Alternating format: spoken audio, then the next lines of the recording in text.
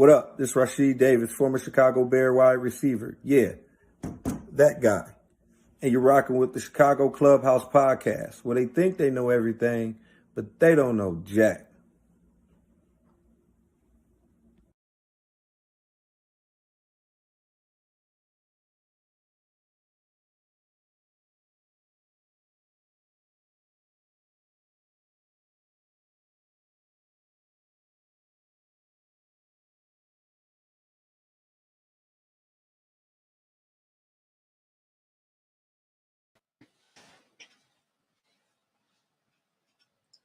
What's happening? What's happening? We back. It's the podcast where we think we know what we're talking about, but we really don't know shit. But as always, our guest today has shit. But first, let me introduce the All-Star team. All-Star team. First, we got the super producer behind the scenes. She's making an appearance today. Tanya! What's up, T? What's happening, Tanya? How you doing? Blessed. How are you? I'm okay. Can't complain too much. You better than okay today. You better than okay today. Well, actually, yeah, I am. I'm excited as hell today, actually, because our guest, I'm charged up. I am charged up. But let me introduce the rest of the team. Bring him in. This guy is the human Wikipedia. He knows everything and absolutely nothing at the same time. J.I. At the same damn time. What's up? Same damn time, brother. How you doing, Tanya, man? I'm good, brother. Tanya, good to see you. Team Hey, Nate, loving it, man. I'm looking forward today, man. Can't wait to get this thing going. I know you can't. Charged up. That's all. Charged up. So let's bring in our next guy who really ain't from Chicago, but for all intents and purposes, we'll say he is. Wink, wink. Big Will. Leave Will alone. What up, Big Will? Tell him Will. In the building. See, he got a Michigan shirt on. What's happening? Hey, tonight this is when I was a real Bears fan. You know what I'm saying? See, he got a Michigan shirt on, Michigan hat. Not Michigan. He ain't really no Chicago dude. Nah, he ain't really no Chicago dude. Look real close. Marion Catholic football. Oh, Marion Catholic. Okay, that's still the suburbs. So that ain't really Chicago, but okay, you're a Chicago dude. Okay, you're a Chicago dude. Sorry. Our next dude can't win with this guy. Our next dude, he knows every stat from every team since the 90s. My man, 50 grand, JB. What up? Hey, JB. Chi-Town, stand up. Let me hear something. What's up, boo? What's up, JB? I'm excited, boy. What's up? It's Tuesday. Hey, it's the JB. Podcast. We got that on the TV. You know what it is. It's time to get this thing rolling. Y'all ready? JB, looking for trouble. I was almost late tonight getting into the studio because I was trying to catch the Bulls game. Here you go. Wow. Yeah, I seriously was. I was trying to catch as much as I could. You were cheering for Indiana? No, I was watching the game. I wasn't cheering for I was analyzing the game. Anything Chicago, you not cheering for. Okay, well, it didn't take you long to do that. All right, all right, fellas. We'll see you later. Bye-bye. Okay, so, man, I was thinking maybe we could give 2 seconds of silence to Paul Pierce's ESPN analyst career. Yeah, so it was that quick. Why would he do that? I don't understand. Words to live by. If you play stupid games, you win stupid prizes. Can't argue with that one. What prize did he win? A stupid prize. Give him fired. The stupid What they say, prize. the hook. Yeah, I guess, man. I mean, but for me, it was a chick with the ass hanging out. For me, I knew. Oh yeah, you about to lose your job, nigga. You about to lose your job. He said, you Yeah, got to lose your Bumps in the job. blunt, huh? Yeah, the strippers running around. Did this dude had weed? Come on, He had bumps in the blunt. He was reacting to old MC Hammer song. Hey, Bumps in the blunt. if I want to look at it from a different point of view, because I agree with everything. I agree with everything said. Like, wow, that is mind-boggling that he would do that and think that there would be no repercussion. But here's the thing. So let me be clear on this, because I've seen a lot of posts on social media. I've seen a lot of tweets, and you know what? Shockingly enough, I've seen a lot of people remain silent on it, like people that would speak on it. But here's the thing. So are we all saying, without saying it or saying it, that it's okay to do that, but just don't film it? Because weed, strippers, drinking, all that type of activity, like he didn't seem like, hey, this is I'm new to this. I've never done it before. Wow, why? Yeah, he looks like an experienced vet. He's probably going to get a massage over there with Deshaun Watson too. Don't do that. Don't do that. Don't do what? Don't tell the truth. Don't do that. No, you don't. Don't speak the unknown. Hold on. Listen, all of it is unknown. Exactly. And that's the way it should have been left. Hold on. This is the podcast where we think we know everything. It's always it's okay if it's left to the imagination.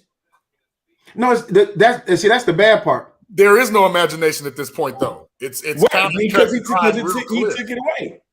Wait a minute. So I guess that's the point of view and the angle that I wanted to come from. I am a millionaire.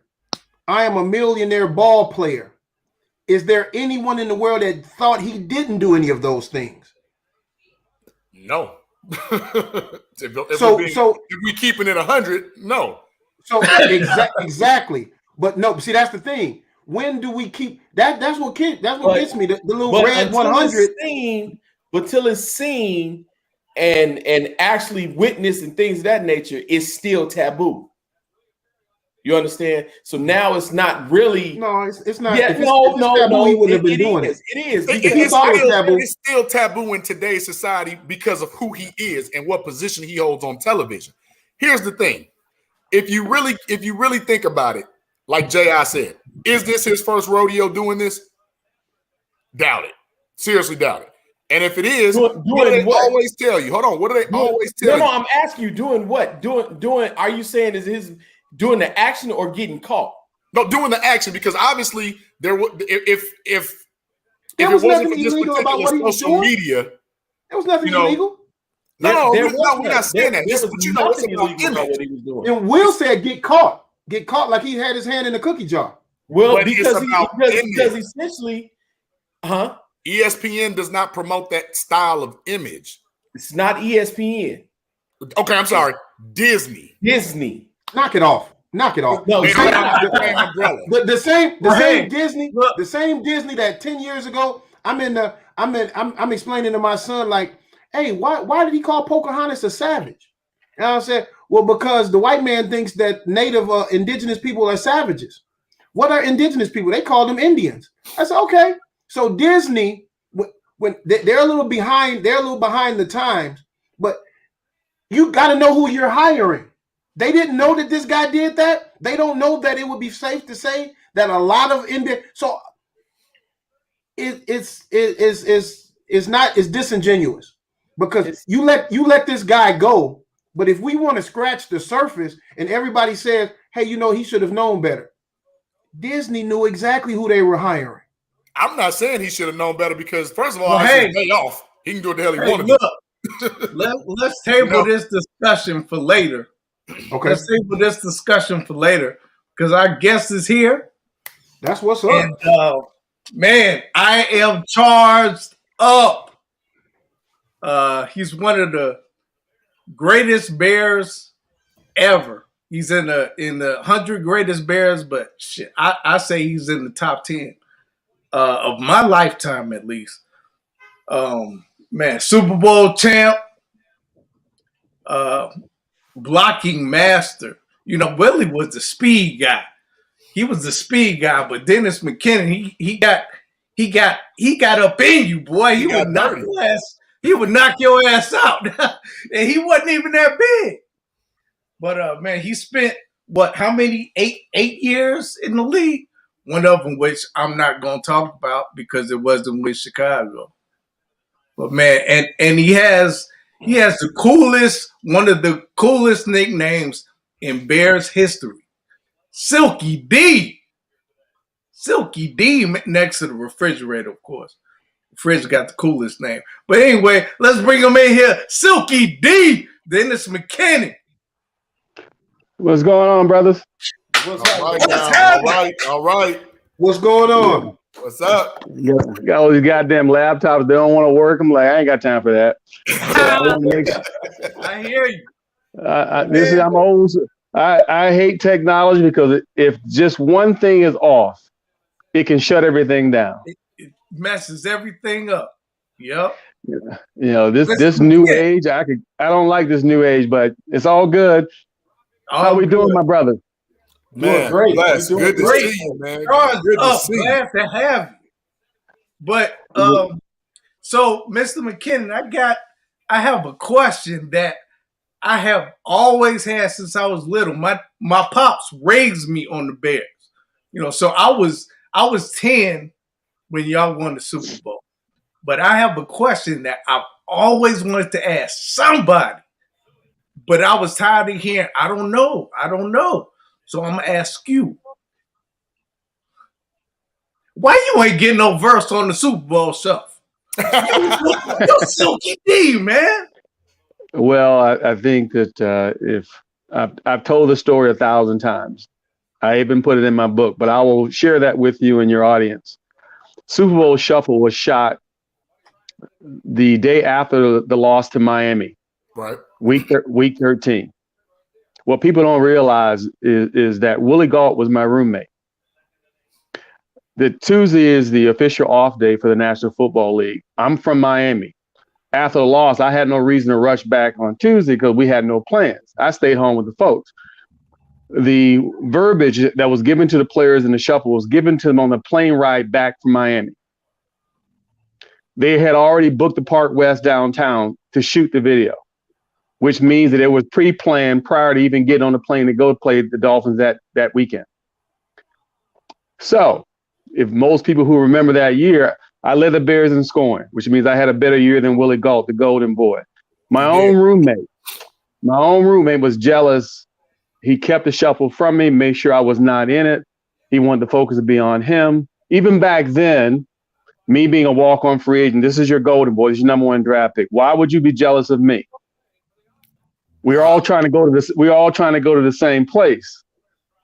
But even 30 plus years later, almost 37, he still has not apologized. It's all good because it's water under the bridge. But for those Bear fans who didn't understand why, if you watch the video, you'll see that Peyton and McMahon were superimposed.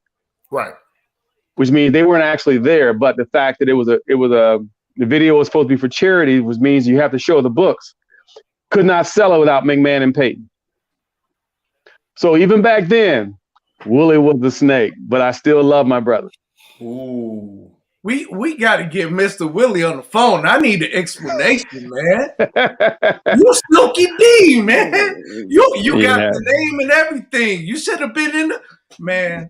Yeah, we gotta get Mr. Willie on the podcast, man. Yeah. Well, it might have been one of the greatest teams ever, but there was a lot of jealousy on that team. And you look at things now, so many years later, you wish you would not have, but you can't recapture time that's already lost. But what we can say is we were able to give the city something that they had not seen before Jordan. and we allowed Bear fans anywhere they got off a plane, bus. They were proud to be from Chicago. And I try to tell these players today, you might make more money, but you're not loved the way we were loved. You all are still the standard to this day. And you know they done lowered the bar for these guys today. The bar is real low. Shoot, you can jump over that bar without even jumping. Absolutely, absolutely. Silky, let me ask you the obvious question that a couple of fans want to know before we dig into some of your career astonishments that a lot of people don't know. Where did you get the name Silky D from? Was it because of your route running, your smoothness? Where did Silky come from? I'll give you a little insight that no one knows. Buddy Ryan signed me to come to Chicago. He actually came down to Tallahassee to work me out. And Ted Plum was my wide receivers coach. And he said, nobody should be able to run like that without any effort and to make it look graceful. So he gave me the name Silky. I just put D, first part of my name, to Silky. So it's Silky D. No one knew who that was. Johnny Morris was doing a post-game interview, and they put my nickname under my name. No one knew what it kind of caught, but I loved playing football. Maybe the fact that I only weighed 183 pounds, people just don't understand that. But the Bears led the league in rushing 4 consecutive years in the 80s, 83, 4, 5, and 6. Hasn't been duplicated since. Until Jimbo Covert went into the Hall of Fame this year, Walter never had an all-pro lineman. We became a right-handed running team based on the fact of how I blocked. You find what your role is, and you perfect it. I had the best job in the world. I was blocking for sweetness. So on Monday morning, when you look at that tape, your guy better not make the tackle. It's all about pride. And at that time, our defense, the great 46, that's Otis, that's Singletary, that's McMichael, that's Hampton, that's Fensick. I mentioned those Singletary. They were good, but they weren't great. They weren't winning until my class got here in 83. That included Richard Dent. That included Dave Durison. That included me, Willie Galt. That included Jimbo Covert. That included Tom Thayer. They include Mark Bortz. They include Mike Richardson. And then that year after, they brought in Wilbur Marsh and William Perry. That changed everything. So it doesn't matter how good you are. If you don't have the right pieces, you're not going to win. Absolutely. Absolutely. So that rushing game wouldn't have been what it was had it not been for you and your hard nose knocking people out. Well, I give credit to credit. Willie Galt ran a 4.15 40. Right. People don't understand how fast that is. You talk about Tyreek Hill. Willie Galt will give Devin Hester a 5-yard start and still beat him. That's how fast Willie was. And because of Willie having that kind of speed, that safety had to shift over to cover him. That's why the backside was always open. That was my claim to fame. Anything across the middle, throw it to me. But we became a very physical offense based on how we blocked. And that was me. Willie was speed, and he was necessary for what we did offensively. We became a running team, time of possession team. If we got a lead, hand the ball over to that defense. They weren't giving up jack. Man, everything's about attitude, and you got to bring it every day. So where did you guys get that attitude from, that swagger? Because, I mean, obviously, coming from Florida, you naturally had that swagger because that's how y'all do down there. We love it. We love Miami. Can't wait to go back. But, this is a story I tell people. I say, a lot of us, we were not used to losing. We were not going to accept that. Bears were in the NFC. They were being dominated by Minnesota, dominated by Green Bay. That had to change. Don't tell me how good your defense is and you're still losing. So in 83, Ditka benched almost all his starters. All the guys who came in with me in 83 became starters the second half of the season. We ended up going 8-8, knocking Green Bay out of the playoffs. The next year we go 10-6. We beat Washington and RFK. We lose to the Niners.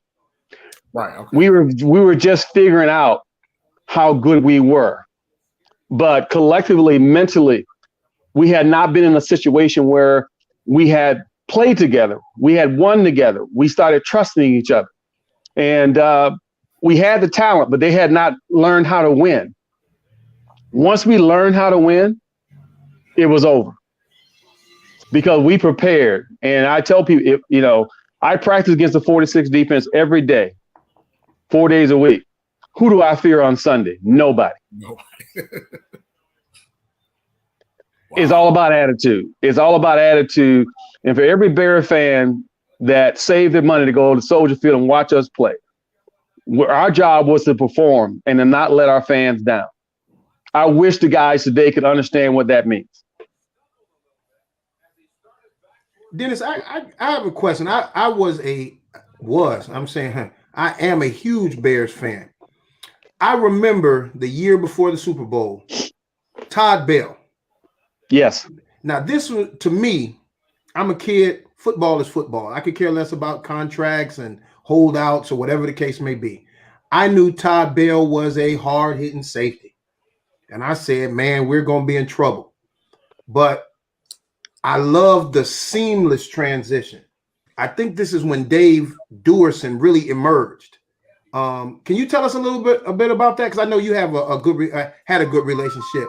God bless the dead. But Buddy had his favorite players, and Todd Bell and at that time Al Harris were two of them, aside from McMichael and Hamp and Singletary. And Todd Bell and Al Harris held out that year, the Super Bowl year. They were allowed to hold out until week 12. We're 12-0. What are you holding out for? And by them not signing by week 12, they did not play that year for us. Who replaced them was Dave Duerson, right, and Wilbur Marshall. So Buddy really hated those two guys because he replaced two of their favorites, even though Wilbur Marshall and Dave Duerson were better. We became a dominant defense under those two guys. Wilbur Marshall is the reason why we didn't win back-to-back. He was our best defensive player. He never gets the credit for what he was able to do. Having a linebacker that can cover your best tight end or your best tailback, which allowed us to blitz and keep fencing away from being on one-on-one, was the difference. And you don't find linebackers that can do everything anymore. Almost everybody now has a special skill. They might just come in on passing down. They might not be able to be good against the run, but to find a guy who can do it all, that is rare. I remember. I'm a huge Wilbur Marshall fan. Anybody that stepped up. Reggie Phillips. I think yes. Reggie Phillips in the Super Bowl steps up. Big game. I was a real big fan of people that I thought were like hard workers. I draft this guy. This guy's the golden boy. This guy's who he's supposed to be. But then this guy comes in. He's a walk-on. He's a free agent. And he's head and shoulders outperforming this guy. So can you you dealt with it. And this was prior to social media and backstage. I could imagine what the 85 Bears would have looked like on a reality show. I could because it was hard to handle even with some of the personalities. But with the little peaks we got from the Ditka and Ryan issues to the McMahon emerging to the Fridge becoming just a phenomenon, pretty much a media-made phenomenon. I love the Fridge, and I love that. But you don't get a lot of credit for doing a lot of things that that stats can't see. They can't see a hard block. They can't see Dennis McKinnon lay out Lawrence Taylor. They cannot see him come back and give a legal, which would probably be illegal today because they don't allow you to hit anybody hard anymore. You hit them too hard. I'm still probably the only receiver in Bears history that got death threats for blocking. Wow. Okay, let's on that a little bit because that's odd. Like we used to coaches to say, you You block until you hear the whistle. So if I go downfield and I cut a guy, I'm going to get up and go cut the next guy. If I don't hear a whistle, the play is still live. That's how we were taught. At the same time, I'm blocking for Peyton, or I'm peeling back blocking for McMahon. That was my job. And we had a game here in Chicago against Tampa, and I hit a guy on a crackback. He didn't get up. We go down to Tampa. I got security guards because I got death threats. But to me, that's how you develop a reputation. Wherever McKinnon goes, you better watch him. I probably ran more motion than anybody in the history of the Bears, but for those Bear fans, when you're running in motion, the guy running with you is man. If he doesn't run with you, they're going to kick the coverage on backside, which is telling your quarterback where the hot is coming from in terms of what your side adjustments are. It's that simple. The game ain't changed in 100 years. Some of these, these quarterback coaches and the offensive coordinators and coaches think they're so bright. It doesn't matter how smart you are if your players cannot do what you tell them to do. And in certain cases, when you put us on the field, you got to respond like a football player. There will be things that you will see that you were not taught in practice. So how do you adjust? There are 11 men on the field. If somebody moves, I know that there's an open window for maybe a split second that I got to make that adjustment. Jimmy Mack would come to the line. We call 2 plays in the huddle. During my day, the play came from upstairs down to a guy on the field. He was running out on the field. By the time he got to the huddle, they might have changed the front. So the play that we called might not work. So we went to the line with 2 plays, and you better be able to recognize it within a split second. That's how different the game has changed now. There were no mics in your helmet that you can talk to your offensive coordinator. We didn't have none of that. Right. And, if I ran a deep route, I have to run back to the huddle. I can't wave my hand and have somebody come in for me. Right. These players today don't know how easy they have it. I don't hate because we went on strike in 87 and allowed the courts to rule in favor of the players that what the league was doing was illegal and gave today's player free agency. So all I ask for today's players is show us some respect because we're the reason why you're getting paid. Absolutely. And that's key, man. I'm glad you brought that up because I don't think today's players know how painstakingly arduous of a task it was back then just to get paid for your name, not just what you was doing, but just your name and how to stay on the field and everything like that. Dennis, let me ask you this because one of my favorite games, a lot of people can probably reference. We blanked the Giants, and I say we because I'm a Bears fan. We blanked the Giants 21-0, and you made one of the most spectacular catches. Now, mind you, I'm a young type watching how you just took the ball up and over, and you scored 2 touchdowns that game. We won 21-0 against the Giants before the game before we played the Rams to go to the Super Bowl. How is that? Like, explain that connection that you and McMahon had and how it was like not saying anything about Willie Galt, but you were really McMahon's like go-to guy. You was his bailout. If it was third and he needed a catch, he was going to you. I'll give you an example of how things were back then and how cheap my former employers were. We had one heater on the sideline in practice. It could be 10 degrees outside. We got one heater on the field, one. And everybody's trying to hold up around that heater. When you're talking about that game, I'm going to tell you about the gloves that we wore. I would have to coat my hand with Vaseline. I would put on a baseball glove, and then I would put a heat pack over the baseball glove, and then put a scuba glove over that glove. Dang. So when you see the catch that I made in the end zone, I could barely feel my hands. Oh my God! Now the gloves that they have today, Spider-Man will be jealous. Right. That's why you see so many. That's why you see so many one-handed catches and all that. You know what? Because the technology is so much better. Right. But we had to make do with what we had. We were an organization that was not used to being in the playoffs every year. Being outside in January with something to play for. That had not happened for a very long time in Chicago. I'm from Miami. I had to get you. I got frostbite my rookie year. What the hell is this cold? Snow? Couldn't feel my hand. I don't know what that is. Wow. But they say, hey, you know what? If we get to the playoffs, you get another check. Shoot, people don't understand. And I was a rookie. I made $40,000, and I was a starter. Wow. I played X, I played Y, I played Z, and I returned punts. You compare that to Allen Robinson. If the Bears don't get if the Bears don't get a first down, he's sitting on the sidelines on no special team. Never see him blocking, and they just paid him $18 million. I love me some A-Rod, but said A-Rod couldn't play for us. That's how different the talent is and what you're required to do. You do less now and you get paid more, and that's why the league now is so watered down. Great word, because it definitely is watered down. Glad you brought up punt returns, because a lot of people don't know this. You have the second longest punt return in Bears history. I remember watching that game, 87. Yep. And Johnny Bailey got me. About 1 yard.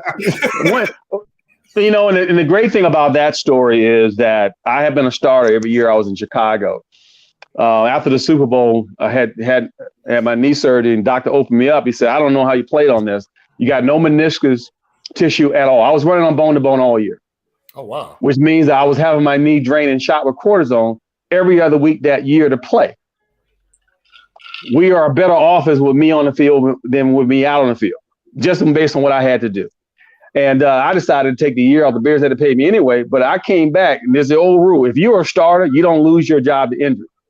I come back, and people say, well, you don't have your job. What do you mean I don't have my job? Well, Ron Mars started in my place. I said, really? I said, I tell you what, I'm going to show you that the knee is fine. I want to return punts. So that opening night against the Giants in 87, I requested to return punt to show Coach Dicker that the knee was fine. Guys, wonderful. But once again, a brother has to prove that he deserves to be there. Sounds like so familiar. Color always shows up when it comes to money. Man, you preach the Unfortunately, that's the truth. That is the gospel now. Yeah. So how do you feel about that? Because the elephant in the room past, obviously we love what you guys did for us, but the elephant in the room is why the Bears never go after that black quarterback. Uh-oh. I want to hear your stance on it. Okay. Tell you what, guys, raise your left hand. The Bears have been around over 100 years. How many black quarterbacks? 6, 7? No, less fingers on your hand. Just say 3. Okay. That have actually started a game in Chicago Bears history. Okay. And this whole situation, while we can't recognize a read, we can't do progression. We're not smart enough to lead. Are you kidding me? Even at the height of this game, no matter how great you are, they will always try to find some weakness to justify why they don't pick you. But they can't win without us. This is true. Very tragic. Oh man, you hitting it. Woo! Wow. Dylan, Silky, we appreciate it. This is what we need to hear, because we don't always get the, you probably like us. We get tired of the cookie cutter propaganda BS that the media always spins. We want to talk and find out like what's grinding your gears. Let us know what really is getting on your nerve, because it often goes unspoken. And we're just led to believe that everything is just great in Bear land or professional sports land. Just period. Man, did those guys all start a game? I know Vince Evans did. Yeah, Vince Evans won. Go back to Cordell Stewart. Don't forget about Cordell Stewart. Right. Jason Campbell and Henry Burris. Well, Jason Campbell should have never been here in the first place, but Henry Burris is the other one. Just wasting money. Yeah, Jeff Blake wasn't a starter, if I'm not mistaken. Jeff Blake was a reserve that ended up starting because of injury, if I'm not mistaken. No, Jason. I don't think Jeff Blake. I don't think Jeff Blake ever. I don't think Jeff Blake ever started. That's what I'm saying. I don't think he was a starter. Somebody said Jeff Blake. Well, it's hard to designate someone as a starter with the only reason why you're playing because the guys in front of you were hurt. That's like the Bears. That's like the Bears saying that such and such is an all-pro. You're not an all-pro if you're the third alternate. That means the guy who got picked didn't go. You can't stop advertising. You got all these all-pro guys who are alternates. Hey, that's not an all-pro. I see what JB is holding his finger up for. I know what he's gonna say. Yeah, stop changing the game, man. I mean, either you're the man or you're not. That's what I wanted. Man, that's what I want to hear. because I'm sorry if I'm very passionate about this. I love speaking to you right now. True. This needs to be spoke upon. This needs to be like just filtered down from conversation to conversation to conversation, because we never really know. You know what I'm saying? Like, I'm sorry. Silk's got all the info. Silk's always got the info. Just go ahead and ask. Oh, man. Yeah. So let me ask you this, Silky. I'm sure you probably watched the game now, of course, you know. And I try not to go because they'll have you drinking. I'm trying to tell you, man. So let me ask you this. You're harping on points that I always make. Two things I want to know. How much better do you think your era would have been with the technology and advances in sports medicines and things of that nature, like that we have now? That's the first question. And second, what players do you think could have played and made a difference in your era that's playing today? Well, my era were real men. They played hurt. They got bloody. You know, if they got hurt, you have to take them off the field. They don't lay there waiting on the camera. You know, it's a different time. We were in tour days. You were able to hit somebody coming across the middle. You were able to establish contact. You were able to cut outside the tackle box. You were able to hit the quarterback. Need I go on? The game right now, when you see a defensive player not wearing a thigh pad or a hip pad, and he's got on a tight jersey, I'm like, and you got a gold chain, you got diamond earrings. I'm like, what the hell's going on here? Is this a fashion show or this football? And at the end of the game, I'm not exchanging jerseys. Why you got a cell phone on the field? Right. This game right now, this is not about entertainment. This is about branding. This is about social media. This is about protection. When you take away live kickoffs, you can't hold hands on a wedge on kickoffs like they used to. You know, you can't lunge at a guy. If I'm coming across the middle, I'm going to hesitate, praying to God that Jimmy's going to throw it somewhere where I'm not going to get killed.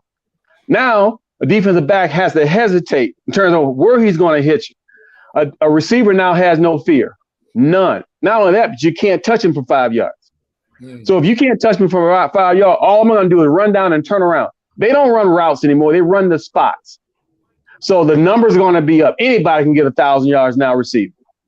Wow. Because there's no effort. There's no rerouting. Almost every tight end that has been productive is in a flex position, which means he ain't blocking nobody. He's basically one-on-one with a linebacker, and he gets a free release all day. Who can't do that? You're right. You speaking the truth. Hey, this month spitting. Bro, Silky, I know you played with a chip on your shoulder, but you still got one on there? Because I'm pissed off. You know, how big is Jimmy Graham? He's a 6'7", 250. When the last time you seen him run? When has he run over anybody? Stop running out of bounds that big.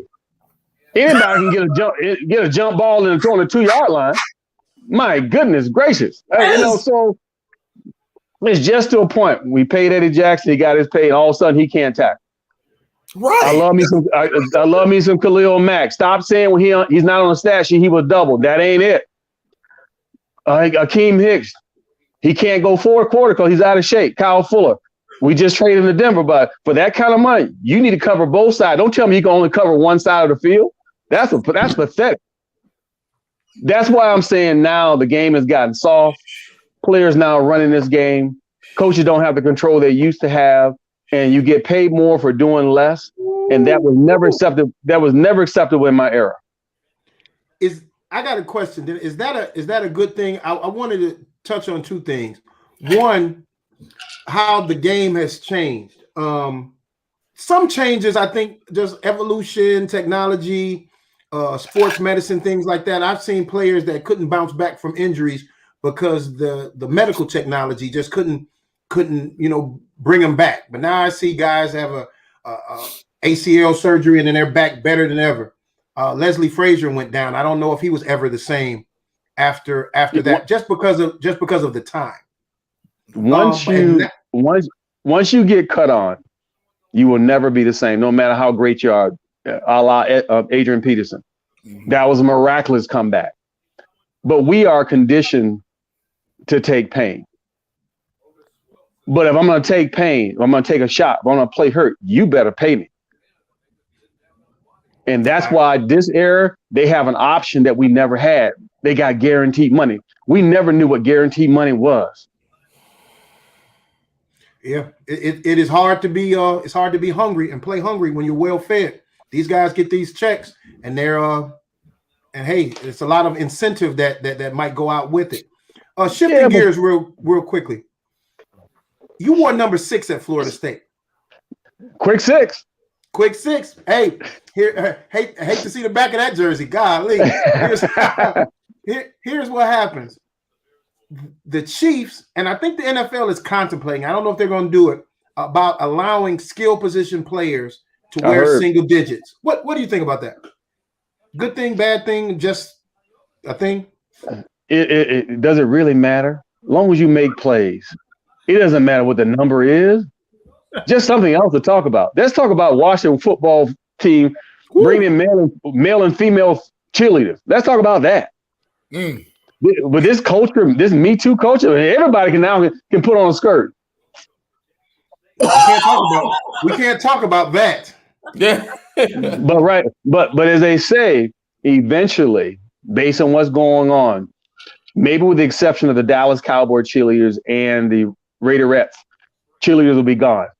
Just from a civil perspective and from an equality standpoint, we're just getting tired of, once again, we are an extension of you, even though we can't do what you do, but we deserve the same rights. And I'm like, that sounds good, but I would love to see you go through training camp. You mentioned that the coach is not having as much power or as much authority. Like the players are running the game. Good thing or bad thing? Somebody has to run the asylum, but I think what has happened now is there's so much upfront money, so much guaranteed money that you play when you want to play, you practice when you want to practice. And it's about you, it's about your brand. It's not about your teammates. I never played in that kind of era because we did everything together. We hung out together. We knew each other's kids. We knew if you were drinking or you were doing drugs. We made sure you didn't do that during football season. What you do in the off season, that's on you. But when you show up to work, I got to be able to rely on you, period. You know, and that was a more responsibility and accountability. And I can talk to you as a man, and you don't get to lie to me. That's heartfelt. Yeah, man, I love this. So, Silky, let me ask you this. I'd go through a brick wall for you right now. Why aren't you coaching? Me too. Straight up. Like, this is the type of fire. I mean, I hate to say, I don't like to call a man soft. You know what I mean? But right now, the game, I grew up, you know, right after you all, we couldn't wait to hit in practice. These guys are like, nah, I don't need to hit today. Well, that's all part of that. You know what? Like, you got any coaching aspirations? Would you come here and help us out? Shoot. Well, I tried that many years ago. It's still about who you know and if they can control you. I don't lie, and I keep it real. And I would say that we know about the Nutcracker and Bull in the Ring, the things that we used to do, establishing contact. You know, those things through the collective bargaining agreement, they only have somewhere between 13 and 14 hit days. They've even built in, if you were a veteran 4 years or more, you get to take a day off during the week. Well, you only practice in 2 days anyway. Right. Like, you know, and if you've gone to training camp now, they don't run and they don't hit, and there's only one practice a day.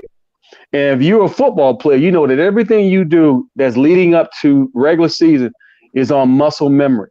So if you haven't hit all preseason, you wonder why there's so many leg injuries? They're not used to contact. Makes a lot of sense. Nobody's thinking about that because I can't remember. It was like if somebody tore an ACL, it was like, what was that? Now all you hear every other week is somebody that tore an ACL. Somebody's walking and tore an ACL, no contact, just running up and down the field and then tore an ACL. Like, do you think that medical science has hindered the game in a little bit as far as hurting players, Or is it like they just, like you said, the muscle memory's not there because of the lack of practice and it's showing up because of the injuries? Today's player right now has everything that's surrounding him as a specialty. What I mean by that is you got a nutritionist, you got a psychologist, you got someone who works on your diet. You got specialists who help you during the off season in terms of your training. They do everything to make sure that you are ready, so you have no excuses. And a majority of you have guaranteed money. You get the best of everything. So you really don't have any excuses. Your body is your temple, and you have the best people in the world working for you. They're on your payroll to make sure you are ready. We didn't have that. We were working second jobs back in the day. You know, there was, like I said, there was no guaranteed money, and we were saving money to make sure we had money for the next year because there was no guaranteed money. I mean, you can just give me a signing bonus a day and I could live all that for the next 30 years. It's a different time. But the players, they always you hear that cliche, they're bigger, stronger, and faster. No, they're not. They're just like us. Their pockets are fatter. That's all. I love it. I love the because here, well, what does he know? He hasn't played ball. Where have you played ball? You got a Super Bowl champ, Division I football player, played on arguably the best team in history, and he's telling you that because these guys today, and when I say these guys today, 25 and down, maybe a little past 25, they don't want to give any acknowledgement or respect to people who have been a pioneer and paved the way, because you will say it, bigger, stronger, faster. They think it's better. And that's, I will say this. I'm the only guy alive that blocked for Peyton and Emmitt Smith when I went to Dallas. And it's and to me, it was all about pride. Some of the greatest players who have ever played this game played in that era, and I played against them or played with them. And I fear nobody. And I think the knowledge is the one thing that we had. Before every away game, we would have to test on the plane ride. If you didn't test 90% on your test, you didn't start. Period. Accountability. And you know, and so I just tell people, say, when you see all these mental mistakes in week 13 that you should have gotten rid of by now, that's coaching. Wow. You know, so when you're fighting to get from chicken to a steak, you're gonna do everything you can not to make a mistake. Trying to get that paper. But to me, your values change when the paper is given to you and you really hadn't earned it. You know, and I don't have any hate for that. I'm happy that they're making, because if they're making it, owners are making more. Right. But you will need every dime you have once you get out of that uniform, because you really are on your own. Right. Wow. You know, I'm glad you said that because we got a question right here from the Factor One. It says, Dennis, what do you think about Matt Nagy and Ryan Pace? I was just about to ask that. I'm shocked they're still here. Are you really shocked they're still here? Saying that you even said it yourself that your previous employees didn't pay you, so you really shocked that it's still here? Because this whole crew right here on this set, let me give you some background. They jump on me all the time because they know me as not a Bears fan. He's not. We jump on this guy with both feet all the time, right? And I'm not a Bears fan. I am a football fan. I enjoy the game, so I don't have a specific team. Okay, so with that being said, my personal opinion is the Bears are not about winning; they're about making money. So when they don't go get the quarterbacks or go get these things that would be proven winners here that can get them that championship, I always point to, I said, look at the jersey sales. Look at all the Bear fans traveling all around the world and things of that nature. I said, to me, the organization don't want to win. They just want to keep making money. And as long as they keep making money, they're going to keep the people around him, as you said, they can control. So I'll give you a little insight. When the Bears used to go to Platteville way back in the 80s for training camp, there was no social media. McCaskey were making $1 million a day on merchandise sales. Ooh. Let me repeat that. In the $1 million a day. Every hotel within 30 miles was sold out. That's how popular we were. Now, take into account, the Bears are a private franchise. There ain't no outside money. But the waiting list for season tickets is almost 20 years. So they're guaranteed sold out no matter what person you put on the field. That's why a lot of my guys were never re-signed. We don't have to pay you because we got the fan. We got that built-in bottom line. So the return on our investment is going to be the same no matter who we pay. Now, I will say this. Matt Nagy, his ego has shown up the last 2 years. He's the reason why Mitch Trubisky is in Buffalo. Ryan Pace has not evaluated talent since he's been here. He's been overpaying players that we continue to get rid of. Yes. I mean, so I just don't understand. What are the Bears doing? You're alienating your fans again. And for some reason, you can't beat those guys up in Lambeau Field. And I'm really sick and tired of that. But yes, it's I can't say that word. It's a cluster F that's going on up in Hallis Hall. And we've seen this story before. So let me get this straight. You're not exactly always invited to the alumni luncheons, are you, at Hallis Hall, are you? I try not to go.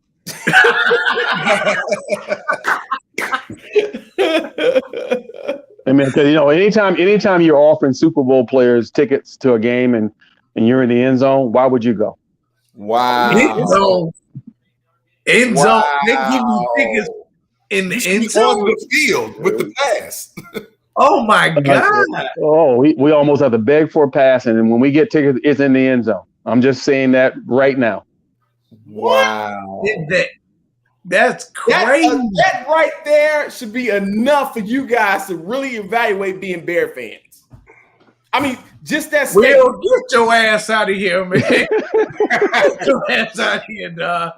But here we go again. My camera, he made me mad. We would have If they never being the guessed Super Bowl champions.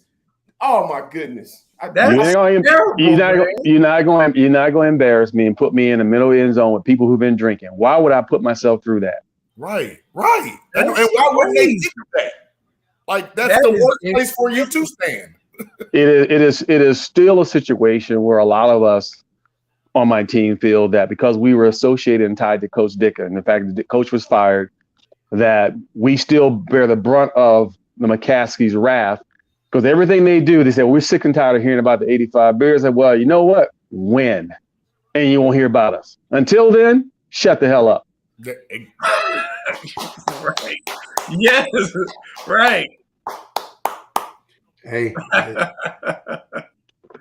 That's how you drop the mic right there. Because they know they're wrong. And similar to what Will just said, I feel like we're the fans. You know how they had that little thing where you wanted the mule to run? They put the little carrot in front of it so the mule can follow it.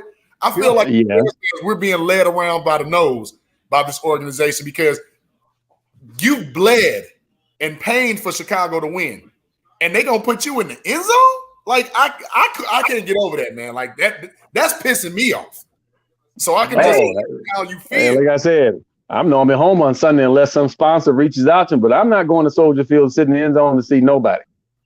And I have friends on other teams around the country who I've known for years. And even I talked to Jerry Rice, and Jerry said when they pull up to the stadium, they valet their car, take them up to the suite.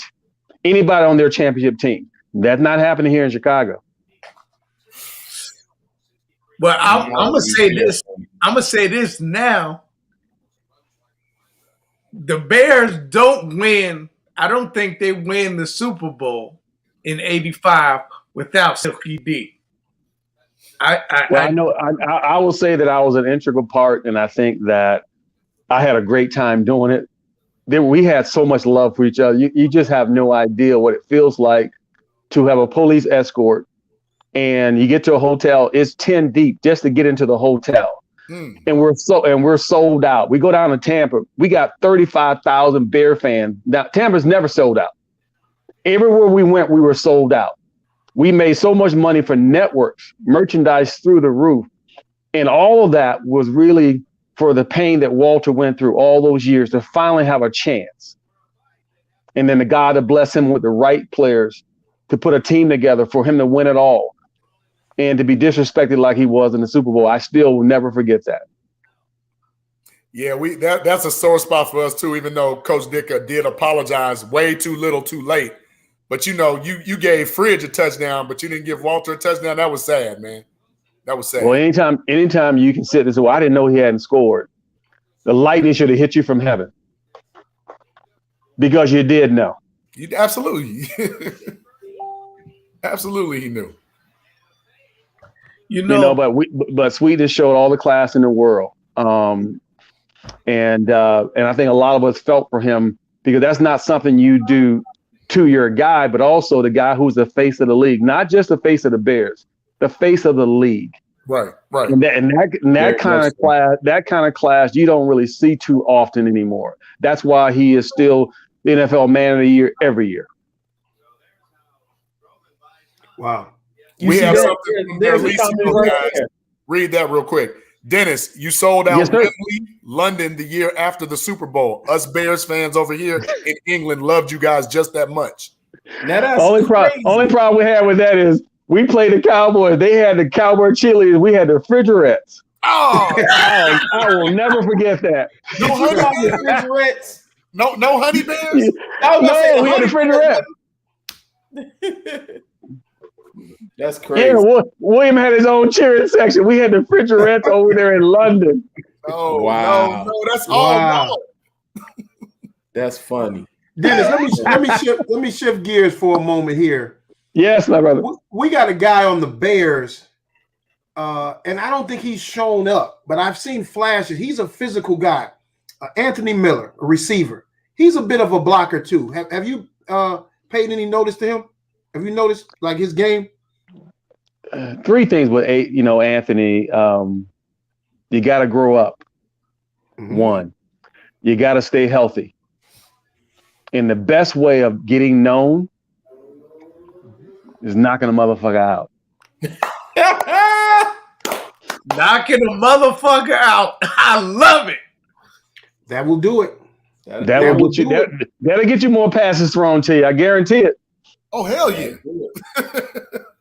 That will do it. Give me the ball. Here, let me show you why I need the ball. I got you. Does anybody kind of remind you of yourself currently? Like a Calvin Ridley or perhaps no. Riley? No, none of them can do the things that I was able to do. And I did it with pride because it was necessary for us to have the image that we needed to have on defense and on offense specifically. But ultimately, it was every day I had to prove that I belonged because I was not Willie Gault. Mm-hmm. Every year we drafted a receiver. They put him behind me, never behind Willie, because they had to protect their investment. They didn't make no investment in me, so everything they got from me, they got for free. Mm. So you know that, well, of course you know. A lot of people, a lot of people, they say Tom Waddle was. I didn't even You know what? Silky, when I first heard that was my same reaction. I got jokes. When I first heard that was my same reaction. Are you fucking kidding me? Tom Waddle? Me and Tom have Tom and I have the utmost respect for each other. We have a long history, and I tease him all the time. If you weren't on radio and TV, they wouldn't give you the time of day. But don't ever put your name in the same line in the same sentence with me. You couldn't do half of what I was able to do. And don't tell me, oh, Tom Waddle was a great slot receiver and smelling sauce. I said I ran more motion than anybody in the history of the Bears, and I'm the best slot receiver they've ever had. So they can say what they want to say, but you could not cover me in the slot at a time where you could actually have contact. Mm-hmm. And I think it's a situation where you always are going to speak up for one of your own when you know he's just lucky to wear the uniform. Wow. It is a brother's game when you're talking about the inside. You have 25 career touchdowns. He's got what? 3, 2? Yeah, so they're not double covering Tom Waddle. They're double covering Silky in the slot. Absolutely. I saw it. You lived it. We here to talk about it. Absolutely. Yeah, but that's what media does, because they always got to pump up one of their own. No, Tom Waddle can't get on Silky's bus. Can't do it. I can't do it. I'll tell you what it was, man. It was Mr. Willie leaving you out of that Super Bowl shuffle. That's why you don't get the credit that you deserve, because you didn't have no verse in the Super Bowl shuffle. Well, the shuffle was put us on prominence in terms of what it stood for in charity, how much money was donated. And it was something that we wanted to do to come together, to be closer as brothers.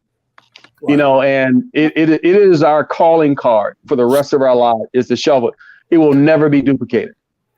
But it also is a reflection of what jealousy can do on a team, and it can self-destruct, or it can bring you closer. Now, what Willie did was something selfish, which means that he was jealous of me, which I don't understand why he was, but he was. But I forgave Willie a long time ago on that issue. All I know is collectively, we could not have won without each other. Absolutely. And at the end of the day, he's gonna be my brother no matter what. I don't forgive Mr. Willie. We need to get Mr. Willie on. I need an explanation why Silky D did not have a verse. At the end of the day, all we have is each other, and there's not enough brothers that stick together. So our bond is unbreakable.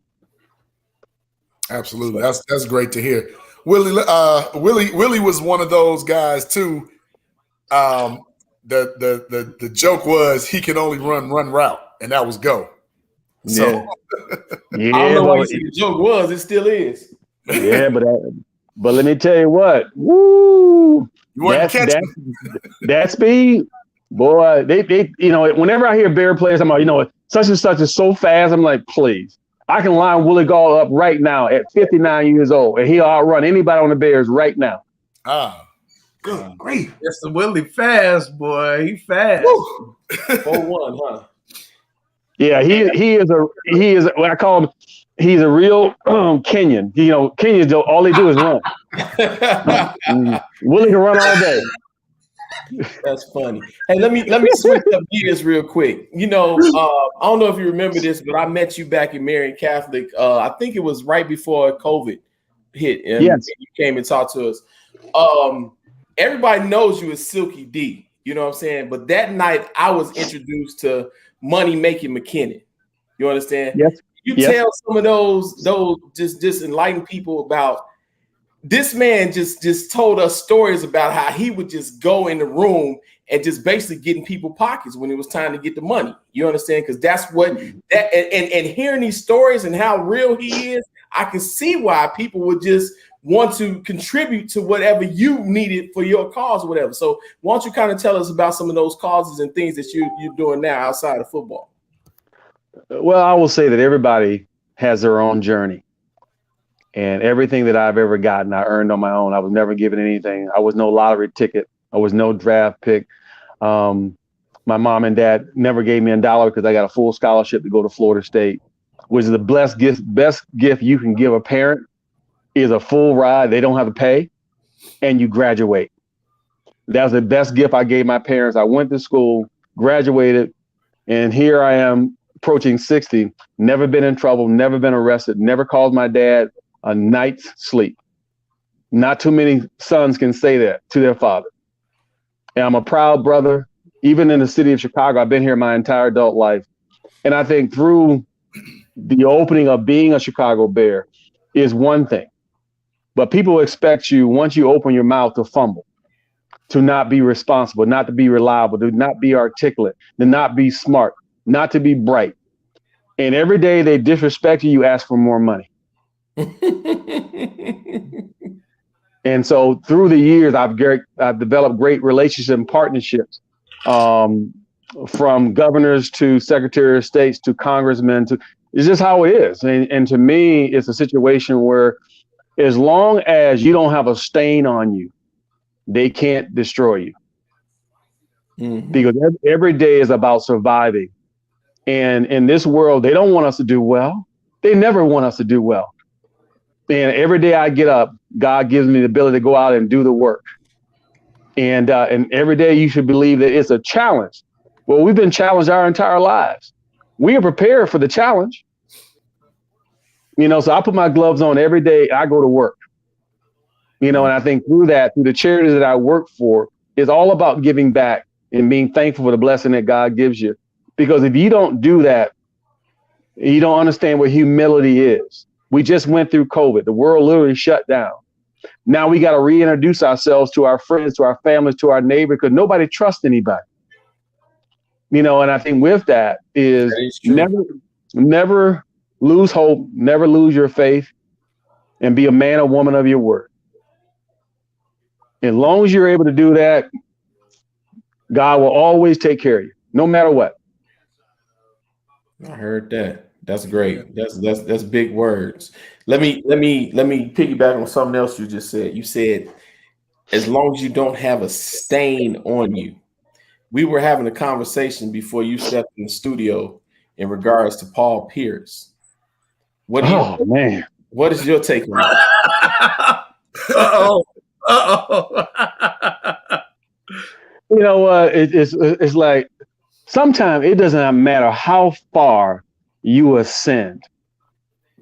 You have a way of finding that damn stripper pole.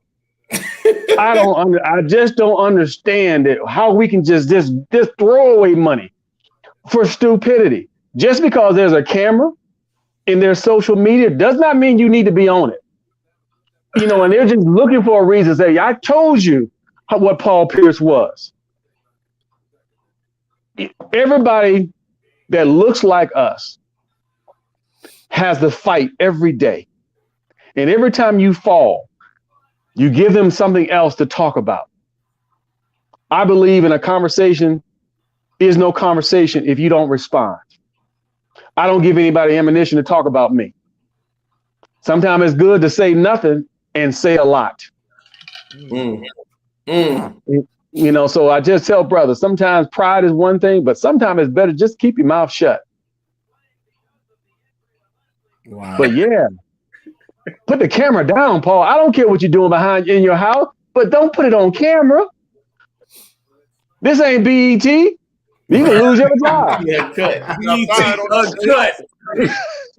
Uncut.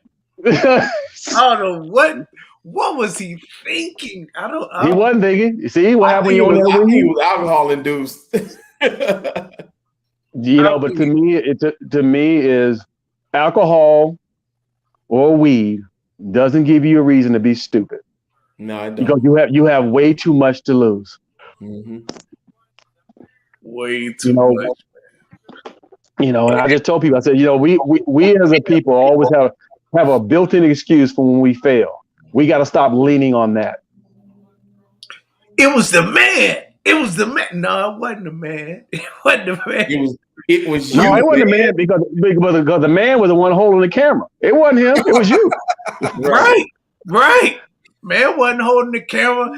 He didn't make those chicks in the back with their booties out. He didn't make them do that. That was all self-inflicted. Yeah, man. So like I said, you are never out of the courthouse. We're always on trial, no matter what we do. We got to be smarter. Amen, brother. That needs to be taught. Absolutely. I appreciate that. Yep. I want to get back to football real quick, Silky. Just a personal question for myself. If you played today, what team and what quarterback would you like to play for? Ooh. Oh, so I actually get a choice? Yeah. This is a new era. You get a choice. It's fantasy football, right? After production, you get a choice. You know what I'm saying?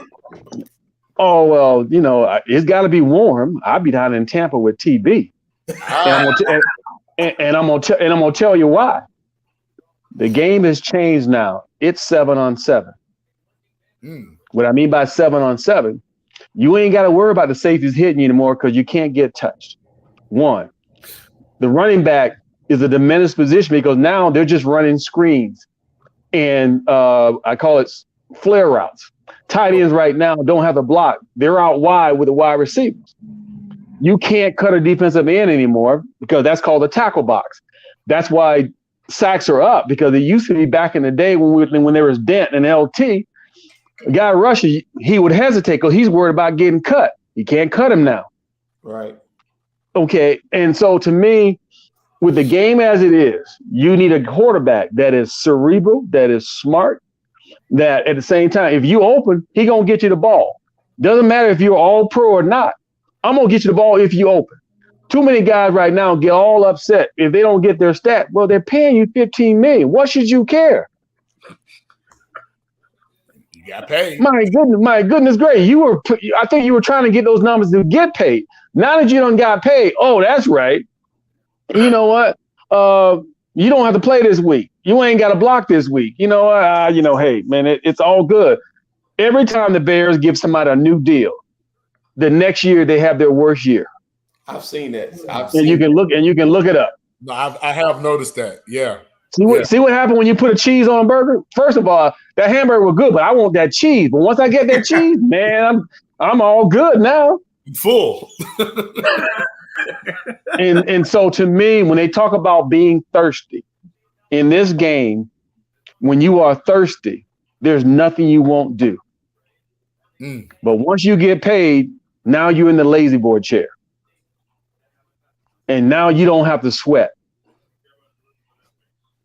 But I tell guys, I said, that's okay when you by yourself, but when you got a partner and you got a family, you better go to work, because you're going to need every dime when you take that uniform off. Because the number one thing you have that is priceless is your health. And I've seen too many players today that I've played with that have not done well health-wise. And healthcare is not cheap. Therapy is not cheap. Hospice is not cheap. And the league ain't paying for it. Wait, no? Oh, hell no. League ain't paying. Hey, once you're done, they're gonna take that nameplate off your locker. You done. You're on your own. Oh, they don't have you're not part of the Retired Players Act? Oh, the National Football League Players Association. That's a wonderful place for current players. Retired player, we're still begging. A lot of guys still ain't seen a dime from the concussion lawsuit. Well, how many years ago was that? I heard about that. I was listening to that the other day. But I thought Mike Dickens was like going to bat for you guys. I worked with Coach Dick on Gridiron Greats, and we were doing that for players who were not doing well. Right. And, the concussion lawsuit, which is the reason why you see all those blue tents on the sideline now, that's because of Dave Duerson donating a live brain. Oh. So Dave's imprint is with us for the rest of our lives. One, Walter, in terms of what he stood for, he's NFL Man of the Year. That will always be. Wilbur Marshall is a player who created free agency when he left Chicago to Washington, 5 years, $6 million guaranteed. People don't realize that. So I've got players on my team that I play with that will be impacting this league for the rest of their lives, always. Man. And so I am blessed and so thankful. And there's not a day that goes by that I don't miss Dave. But this game can tear you up. And like I said, for me, I might not got paid the money that they're making today, but my brain is intact. That's my lottery ticket. Wow. Beautiful thing. Wonderful. Yeah, because you are sharp. I'll tell you that much. You are sharp. Hey, man, you better be sharp, because they be trying to trick a brother. You know what I'm saying? I need to hear option B and C, and I need to always know that my back is covered and there is an out clause that I can get out of this deal. Right. And so a lot of time, stop telling the man, I'll let you represent me. I say, you better be able to read that contract and read all the fine print. And once you're able to do that, you don't have to pay him a percentage now, because you are a trusted commodity. And all those sponsors that you work with, they can work with you directly. You don't need him. Build your brand, but partner with these companies that are going to be around forever, that you can continue to live the life that you have for the rest of your life. I don't need no drop top. I don't need no drop top Mercedes. I don't need no mansion. I don't need none of that. I just need my health and to make sure my bills are paid, and I'm good. Dennis, you touched on something that is a common misconception. Yeah, I played in the NFL. I played in the major leagues. I played in the NBA. You know, so people think that former athletes are rich forever, and the ones that are not, were foolish with their money. You shed so much light on the fact that, hey, I'm a Super Bowl champ, but we weren't getting paid like that. Everybody says that, you know, the Chicago Bears fans and some of the critics about how stingy, the ownership is. But it is a common misconception that all former players that don't have money somehow mishandled that money. Like everyone was given a fair shake. I am so glad that you shed light on that. I played in the league 8 years, and 8 years I was a starter. 7 years in Chicago, and in Chicago, I might have made $700,000 total. That was in the 80s. In 7 years. 7 years as a starter. The same guy that's on the bench that comes off, he's made more in 1 year than I made it in career. You can't do anything about when you are born. But I always say you don't miss something you never had. Mm-hmm. For me, coming out of college with no job, to take a chance and roll the dice on my skill and an opportunity to compete and to make it on a team. Okay, $40,000. That's all you're going to pay me. Okay, that's $28,000 after taxes. But I learned never to live outside my means. What I mean by that is, why buy something that you can't pay for cash? Because if you don't, you learn how to develop bad credit. And if you ain't got no cash, you better have good credit. And I never asked my parents for nothing. I've been on my own since I was 17. And when I say by that is that people always believe that you should have this. No, it's not about what you think I should have. I know what I've earned. And peace of mind is priceless. I sleep good at night. I don't owe anybody any money. I got my health. Life is pretty good. That's great. That's great, brother. I hate owing people money. I hate that. I don't like money at all. No, but there's a trick to that. Don't give money to people that you know ain't gonna pay you back, because they're gonna change their number. They're gonna have an excuse why they haven't got back to you. I'm like, it's amazing how you were sweating me when you needed cash, but now you're back on your feet. I'm the last person you want to call. Right. See? And I'm like, learn how to say no to friends and relatives. And if they don't hear you, say hell no. I just lie and say, I'm a little light, dog. I'm a little light. I can't help you knowing that I got $100 in my pocket. But see, you should never have to explain why you gonna say no. Yeah. You ain't gotta explain nothing. No. I'm cheap, so I'm just gonna be like, I ain't got it, man. Silky, the college days, everybody was broke. I love nobody having money, but touch on that for a moment. From Tallahassee, Florida to Chicago, and I've been to Tallahassee a couple of times. So how was that? Was it I can't really say, because Florida State, that's big time football, always has been. So yeah, but I was hustling at Florida State. Let me tell you a trick about student athletes who leave home for the first time. They don't know how to cook. They don't know how to clean. They don't know how to do laundry. They don't know how to iron. They don't know how to sew. I had a cash business. My mom taught me to be independent. So I used those services in Florida State. Shoot, I was making a few bills every week just on my own personal service. And I wrote papers for guys who couldn't read. Oh, okay. So like I said, you learn how to hustle. You'd be surprised how many guys, student athletes, that can't read. Hey, that was an entrepreneur from jump. No, but like I said, you couldn't read either. But like I said, sometimes you gotta learn how to hustle. And because if you rely on somebody all the time, you're gonna be disappointed. And to me, is if I can get up and I can walk I have work to do and I can make it happen. But if I'm sitting down waiting on every man to knock on my door, I'm always going to be broke. I like that. That's that mentality right there. You said Ed McMahon. Oh yeah. They don't. Yeah,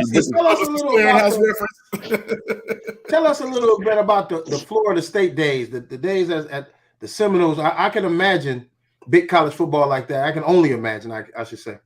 It was 7-1 on campus. Woo! They didn't have to hesitate. I didn't even hesitate to sign that contract. And and the great thing about Florida State, when I came out of South Miami, I was number 2 in the country at my position. Tony Hunter was number 1. He ended up going to Notre Dame. So I had an opportunity to go and visit every major college I wanted to go to. And I had the grades, so I was not nullified because I didn't qualify GPA wise. I took a trip to Pittsburgh. Got off the plane. It was 18 degrees. And at that time, my tour guide was Hugh Green. And I told Hugh, I said, it's nice seeing you, but this ain't gonna work. It was too cold. I went to Miami. I went to the University of Florida. My tour guide was Nat Moore. When I went to Florida State, my tour guide was Ron Simmons. Nation of Domination for Root, however you want to say. But Florida State was the only campus that the football team had their own apartment complex. There were no dorms. I'm like, what? We got a swimming pool? We got our own apartment? I'm like, and all these women? I said, yes, football team had their own field house. We ate by ourselves. I'm like, I can get used to this. Damn. I know that's right. So it's and at the same time, it was 6-hour drive between Tallahassee and Miami. So I could always go home and see the folks.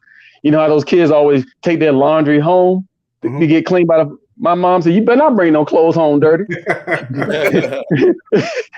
So, but like I said, it was the best opportunity to be away from your parents, learning how to be a man, learning how to make mistakes, learning how if you get in trouble, you don't want them to call your folks. Right. And you were not going to do something stupid that jeopardize your scholarship. So to me, I learned how to be a man and learn how to be responsible. And at the same time, wanted to see what life God had before me. And I was in a great system in Florida State. I wasn't in the system where they threw me the ball, 20 times a game like they do today.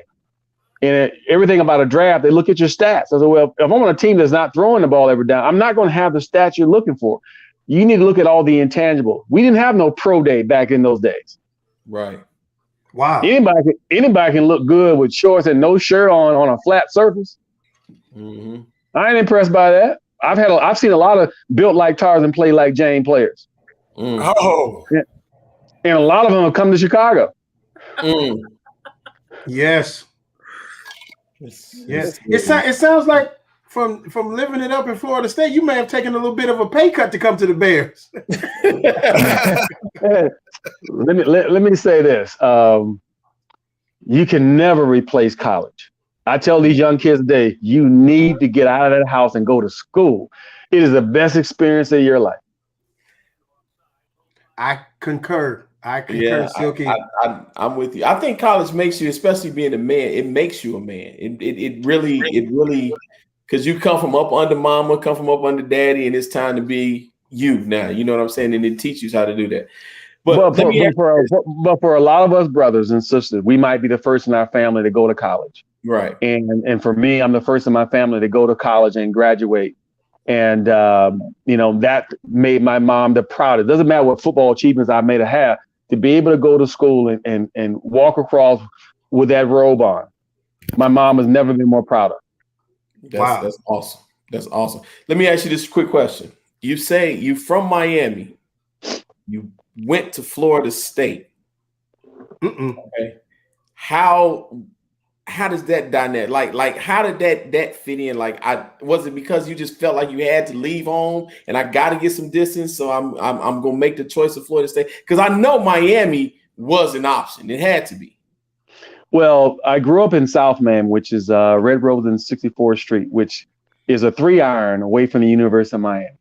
And my dad was a foreman in the Miami-Dade school system, so I could have went to University of Miami for free, but I had a full scholarship. I was insulted that I was right across the street. I'm number 2, not in the city. I'm number 2 in the country, and you don't send to send their whole crew over to get me. I was insulted. There's a trick to that. Howard Schnellenberger, God rest his soul, who just passed, was very close with a young man named Joe Brodsky. Joe Brodsky was a high school coach at Miami Hialeah Lakes. His son, Miami recruited him because of the relationship that Brodsky had with Schnellenberger. How this comes out is I end up leaving Chicago to go to Dallas. Emmitt Smith's running back coach is Joe Brodsky. And I said, hey, Chris, how you doing? How's your son? He's selling used cars down in Miami. I said, see, the good old boys look out for themselves, but you had the best guy in the state across the street, and you decided to look up to take care of your boy as opposed to me helping you win. Wow. And I always remember that, how the system works. You can have all the stats in the world, but if they don't want you, they're going to find somebody else. And I always tell that story.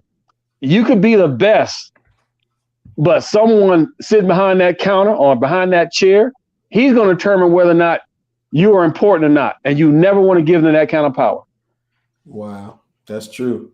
So, okay, now put us back in the day. You in Tallahassee lacing them up for the big game, and it's Florida State against Miami. What's that like? Woo. Oh, it's death threats all week. We couldn't stand each other. And we even got the girls coming over from Florida A&M to the game. Because they know they come over to our side, they're gonna get fed after the game.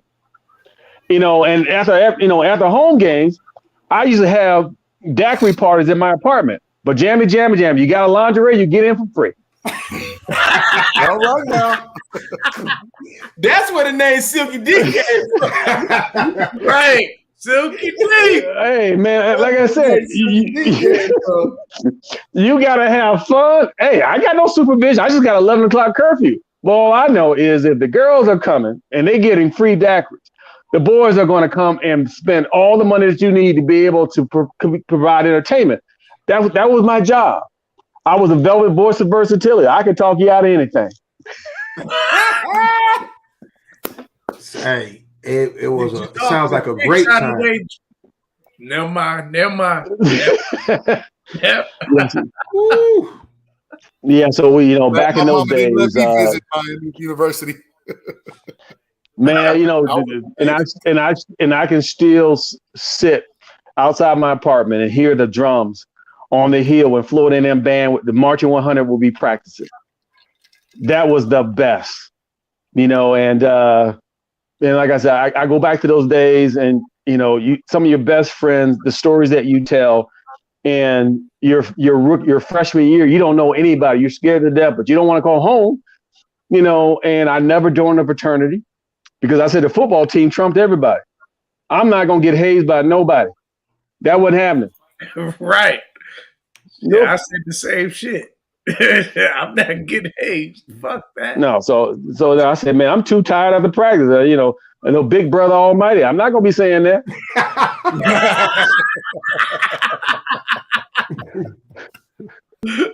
Right. The hell you think this is? I ain't saying that. I said, my dad is in Miami. That's the only dad I'm going to be saying Big Brother or just say Big Papa. Right. Yeah, I just, because I've seen how seniors treat freshmen and how this has been a cult around the country, even in our military, the thing that you got to go to get along. I was never one that was here to get along. I'm going to earn my spot and you're going to respect me, period. Period, point blank. That's it. Wow. So you said earlier that you spent all of your adult life here in Chicago. Yes. Okay. So we have a game that we just started. It's called How Chicago Is You. Okay, so we ask Chicago-based questions, and if you answer half of them wrong, you ain't really spent your adult life in Chicago. So we have fun with it. So Okay.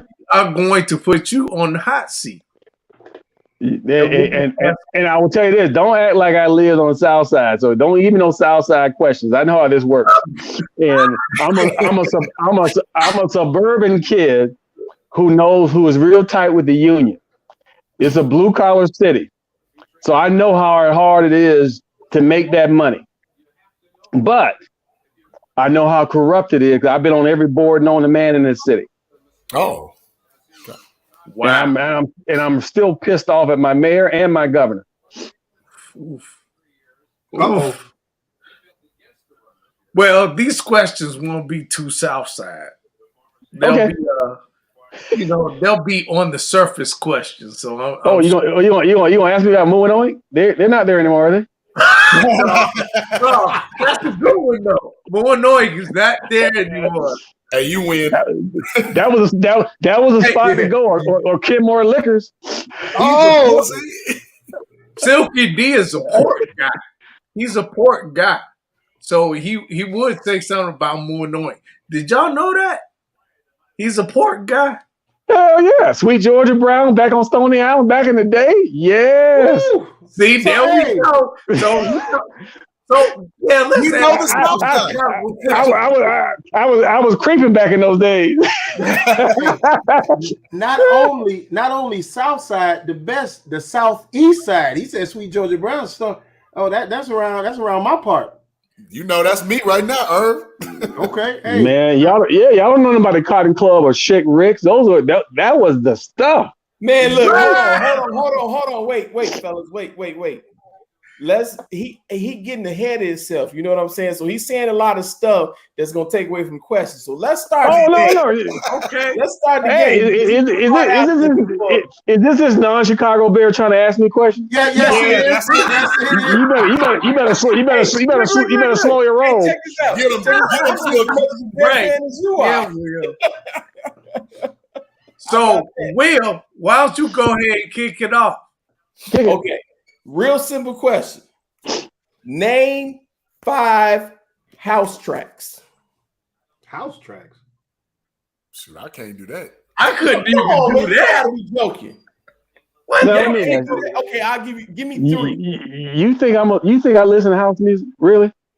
Wait a minute, you don't know nothing. Even people that don't listen to house music can name 2 or 3 house tracks. Give me 1. You gotta excuse him, Silky D. He ain't from Chicago. So. He kind of thinks that I lived in the trenches. I didn't. And there's certain things that are tied to our culture that you can't even ask me because that's never been about me. And see, a lot of time when you start saying that, you're categorizing. Don't categorize questions to me. Wow. I'm sorry. Hey, let me go back to my corner. Let me ask. Here's one. Yeah, I want to know. It's a Chicago question, and it's for you, Silky D. Yeah. The Bears trade. They do whatever they do to Jim McMahon. What team does he go to? Or which one? San Diego, Green Bay, or Minnesota? Which one you want? You said them all. You said he went to San Diego. I was at work. And I said, what is McMahon doing with the Chargers hat on? Good. Great. Hey, Matt was just getting a free check. He said, hey, they going to pay me. I'll take that check. There you go. All right. We're good. All right. Now, we got 2 major airports in Chicago. Midway and O'Hare. There we go. Wow. Right. Hold on. Let's see if we batting 1,000 here. Because we couldn't get this last week. What does not go on a Chicago hot dog? Unfortunately, your answer to that is ketchup, but I'm from Florida. And when I ain't on camera, I'm gonna have my damn ketchup. Hey, I know how that is. hey, we have fights in the house all the time. What you doing? Ketchup on a hot dog? Who raised you? Whose son is this in my house? We got a burglar in the house. There is nothing like a ballpark hot dog in Chicago. No ifs and buts about that. And I'm a Nathan's guy, always was. Okay. And it's if I don't have those black bees on my bun, it ain't a Chicago dog. There you go. There you go. There it is. So I'm gonna take it a little easier on you, Silky. My questions, one of them is relative, but yeah, I'm a rib guy, right? Carson's or Sweet Georgia Brown? Ooh. Well, it's got to be Sweet Georgia Brown. Carson's is nothing but a chain. I found many rib places that are so much better. Absolutely. The best barbecue sauce is Sweet Baby Ray's. It is a secret ingredient in home. It's a secret ingredient in home run and pizza. Just so you know. My man. Because downtown, you go to Carson's, you was doing something. You getting out of the house. That's what that was. But that ain't no real meal. Back in the day, that was Gladys's. That was a spot. Oh, Gladys's. Damn. Okay. Gladys used to rope off after every home game. We would go there. This is going back to my Todd Bell, Otis and Rich day. We would go to Gladys's after home games. Nice. Wow. If you didn't get Gladys, you went to Army and lose. Yes, sir. Damn. Yes, sir. The Army lose. Yes, sir. One of my good friends, his parents owned Army and Lose before it turned not good. Before it turned not good. Yeah. before it was just terrible. Wow. No, but and I think if you are a historian, it breaks your heart to see what happened in Chicago. Because I can't even go down to Chicago based on the damage that was done. That's irreplaceable. And I know that so many of us are hurt based on how money always dries up when it gets to us, right, in terms of economic development. But we are one of the best tourist destinations in the world that will no longer be, because Michigan Avenue will never be the same. And there are restaurants that have been here, like G and Giorgetti's, forever, that won't reopen. And if Mayor Daley was mayor during the protests, Michigan Avenue would have been protected. Our mayor showed what experience does when you don't know what you're doing. Because those bridges should have been up. There have been more marches in Chicago than in the history of this country. We have more experience. Police department could have dictated where protesters went, not the other way around. Keeping it 1,000 right now. Yes. Oh my God. She fumbled. Yeah. So, I like to say, she don't get no high marks, and the other thing that bothers me is with the weed dispensary, stop showing me a press conference with the mayor, with the governor and all the black politicians, but not one person of color has a dispensary.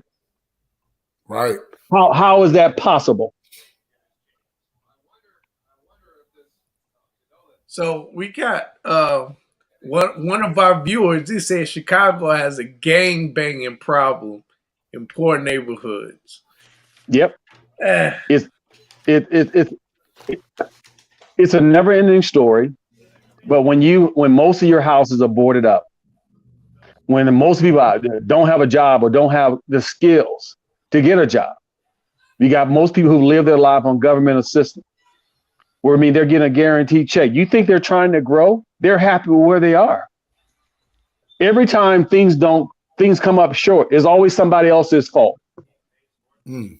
so many times we have an opportunity to buy the land because the land right now almost has no value because of crime and drug situations. It's how it always has been. So what do we do? It's almost like being a hamster on a wheel. This has been a never-ending story for decades. Man.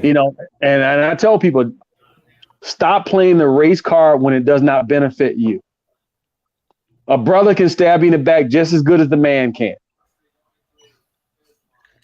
Very true. Very true. John Irvin, that sounds like you. That sounds like a statement you made. Can we see you run for office anytime soon? You'll see me running by an office. You will never see me stop. Because the thing about it is politics in Chicago has a tremendous stain on it. Because it seems like everybody in office can be bought. And that is a terrible standard in this state. You tell too much truth to be a politician. That's my problem. Yeah. My mom and my dad raised me not to lie, which is one of the primary reasons why you don't see me hosting a lot of national shows because I have too much dirt. I think a prerequisite for being a politician is to be able to lie, to cover up the truth. And yeah, that's not you, Silky D. That's just not you. No, but I think I'm very good with people. I connect very well, and I understand the struggle. The struggle is real, but it's very difficult for me to lie when I have the information. I do my best to sleep good at night because you get a heavy heart when you don't feel happy about decisions you have made or someone you put in a bad predicament. Right. And I think with that, I live on compassion. And right now, there's so many people that need help. You just can't say mental health. We've been mental for a very long time. We've been trying to get the help. It's just we can't afford it. Man, Mr. McKinnon, you touching on too many things right now. No, that's powerful. That's what we need to hear. Hey, man, it's Taco Tuesday. I got a lot to talk about.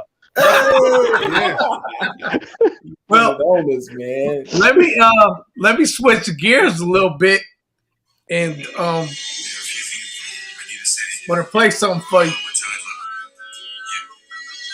I don't know how well you can hear this. That's Jerome Hunter. It's my brother in crime, and we did a CD together. Right. So that was your Love's Calling.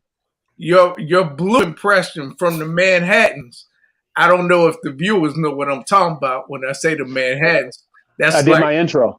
One of my dad's favorite groups. Yeah, the intro, exactly. And you got that smooth voice like Blue or Keith Sweat. Yeah, so you don't even know what love is. Man, it's like Pretty Brown Eyes. When you play Pretty Brown Eyes, she gonna say yes for sure. That's what it is. I thought it was me. Yes, man. But I think that I think the number one thing that I've learned in this short life is never be a threat. Because if you are a threat, they won't talk, they won't share, they won't communicate. And once you are able to sit at the table and you have an opportunity to have dialogue, then you can find out what the plan is. Then you can have your own strategic plan in terms of how you can conquer, because leadership means you have final say. You just can't sit at the table because very soon they're going to figure out a way to get rid of you. But if you're in a leadership role, make yourself indispensable. That's why I tell people always have more than one talent, because you don't want somebody to control your fate and your future. Right. Wonderful. Those are great words. Absolutely. Look, tell us about your book, man. Tell us about this book. We need to know. Well, it's if you look at that, the late great Chet Coppock helped me write that. It was 20 years in the making. Oh, okay. And it breaks my heart. We had this plan of going on tour, and he went on vacation, never came back. Was killed in a car accident, and I was kind of left with a manuscript, no publisher, trying to figure out what I need to do to raise the capital to be able to get it on Amazon. And with it being Chet's last offering to the world, it's my life story on a certain amount of pages that gives you a reflection of the world that we live in on so many different levels and what you have to do to survive and what triumph actually is, what struggle is, what betrayal actually is, what corruption actually is, through the eyes of someone who was actually there. A lot of times people sit on the sideline with a perspective, but your perspective can never be right if you were not in the fire. I was always in the eye of the storm. So my perspective is always going to be on point. But like I said, it's you always want to be able to tell your story while you are alive and while you are still sane, while the brain is still functioning, since so many people in my industry are not doing well as they've gotten older. And before we fade to black, I want them to know about Silky D in a way they did not know, because you can get what you Google is only a reflection, a little bit of who I am. Because a lot of who we are, we don't tell anybody unless you're close to us. Right.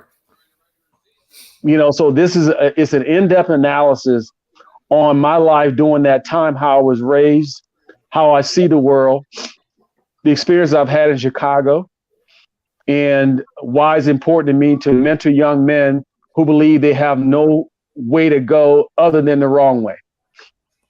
Okay. So tie that into your Barely Active production organization.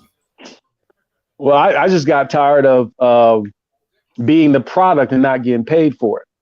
Oh, okay. And what I meant by that is when you have been going on, when you have done events, done speaking engagement, done signings, endorsed companies, you know, I'm like, okay, I'm only getting a percentage. I need the partnership.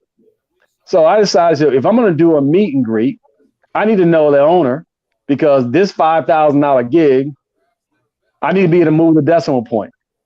So to me, I might do the signing, but I need to be able to have all the characteristics you're looking for in your company, so I can be your spokesman. So now that 2-hour appearance now turns into a year contract or a 2-year contract. And it was about building my brand the old-fashioned way, by relationships. Because a lot of those people now start at a certain level. Now they own the company. I don't have to provide a resume. They have history. You know, handshake meant something back in the day without a contract. Now everything is a contract. You know, and I think with that, I learned how the game was played. Most all my friends were in media or athletes or in politics. And so I wanted to make sure I learned that business so I could run my own business. So instead of me farming out all these parts of the business, I can do it myself.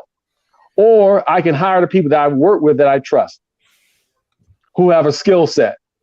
And that's how, you know, keeping people employed. That's that side hustle. That's that sock money in the drawer. You know, so those are the things that have not changed for me for the last 35 years.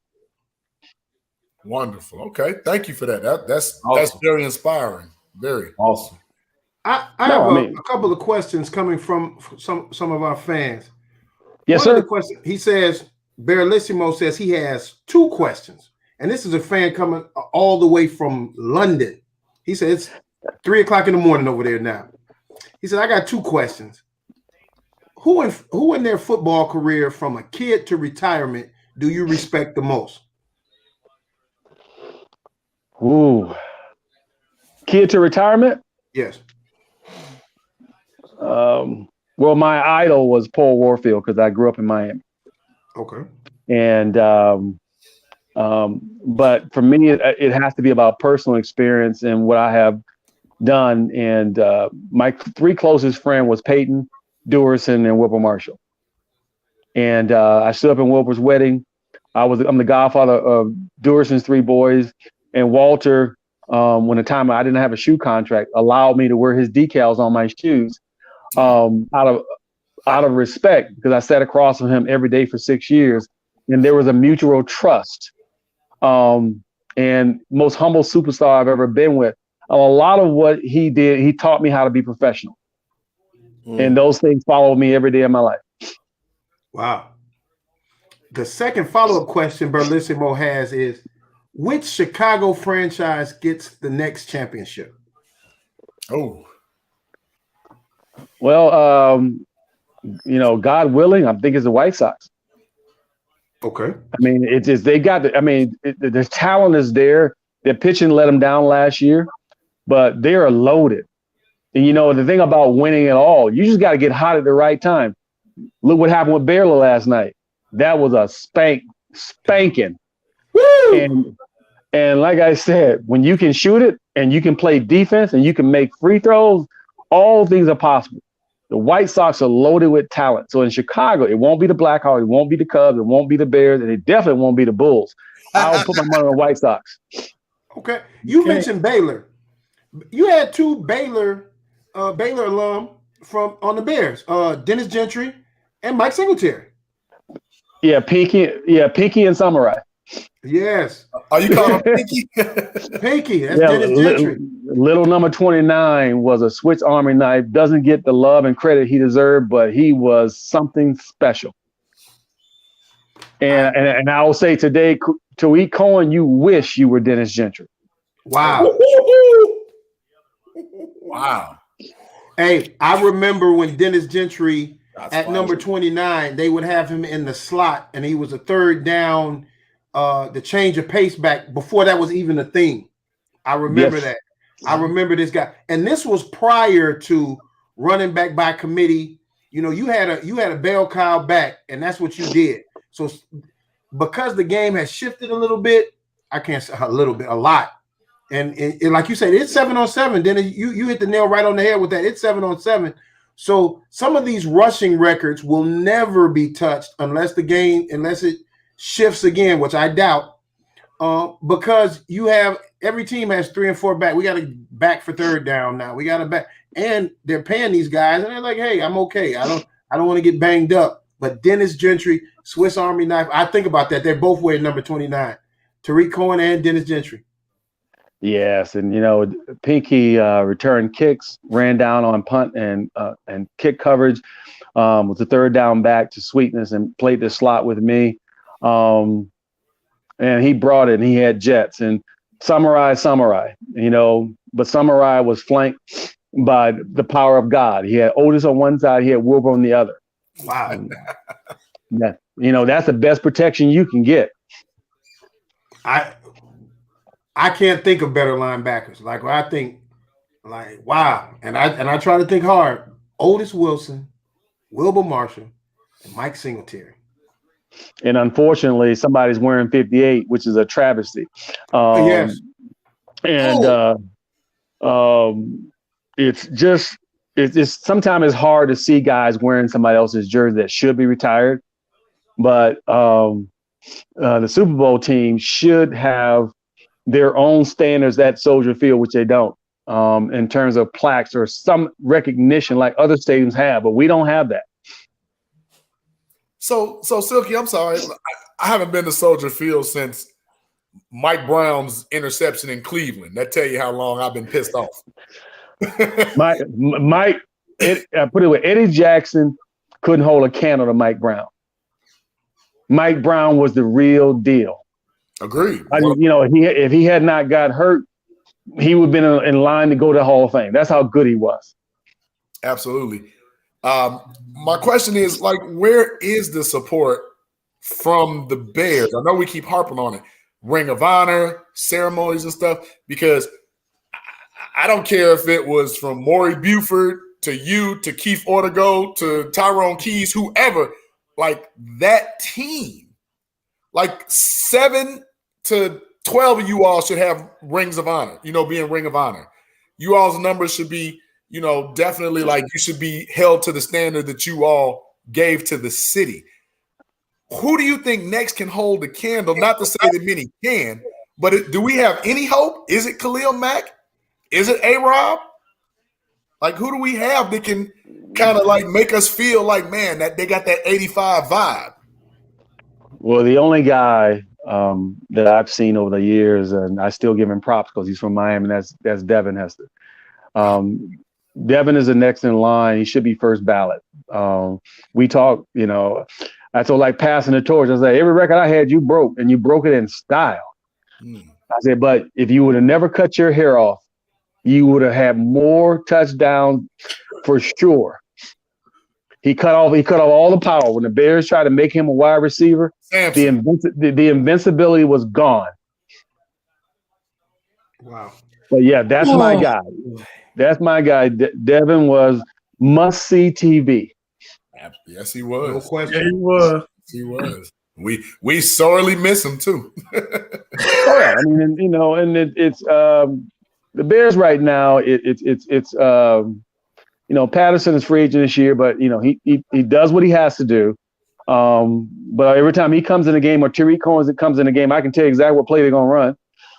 There's no mystery about Nagy's offense now.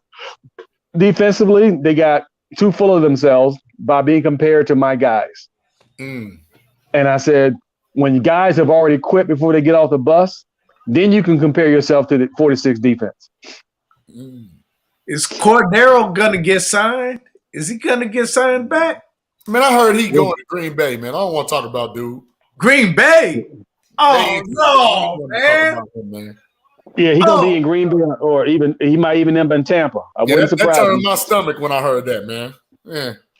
Hey, man, you got to go where the money is. There's no loyalty. You got to get paid. Nah, you're right. You got to get paid. It's just it's telling y'all how terrible the organization is.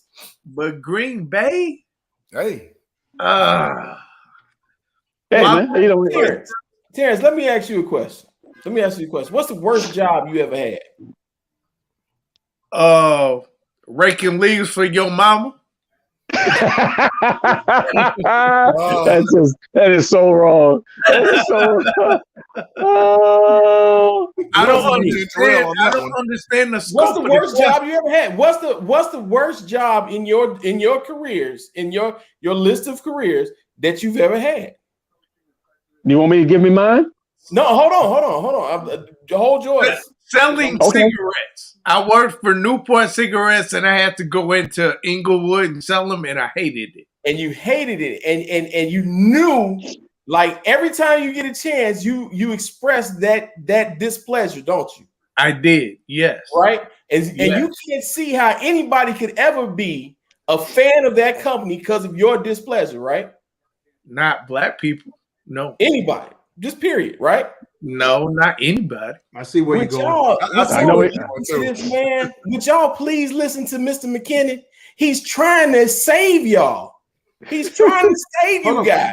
Hey, Seriously. I've listened to him, but I think I focused on something a little different.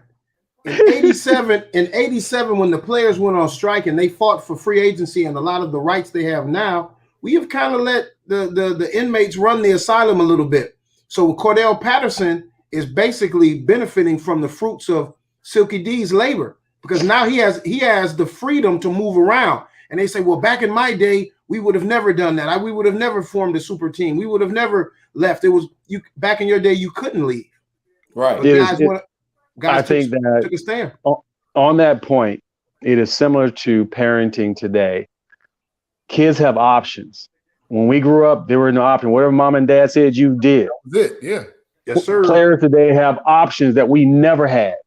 And because of that, you can go on the open market.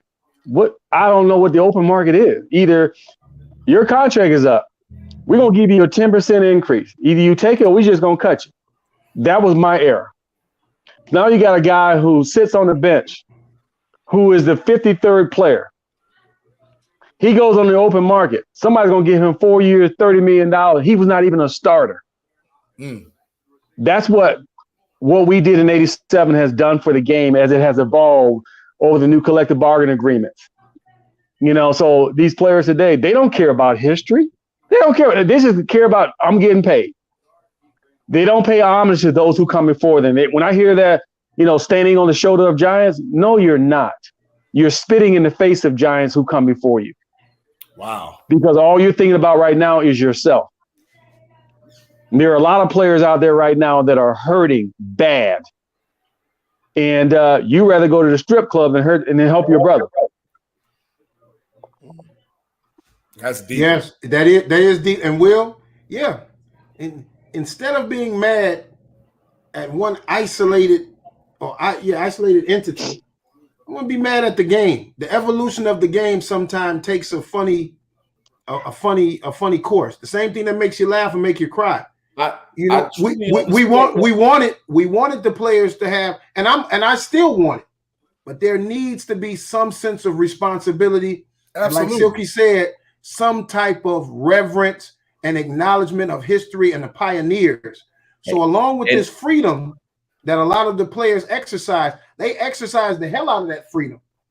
But at the same point in time, that's what's going to make and break some teams. Like, can I be mad at somebody going to Tampa Bay?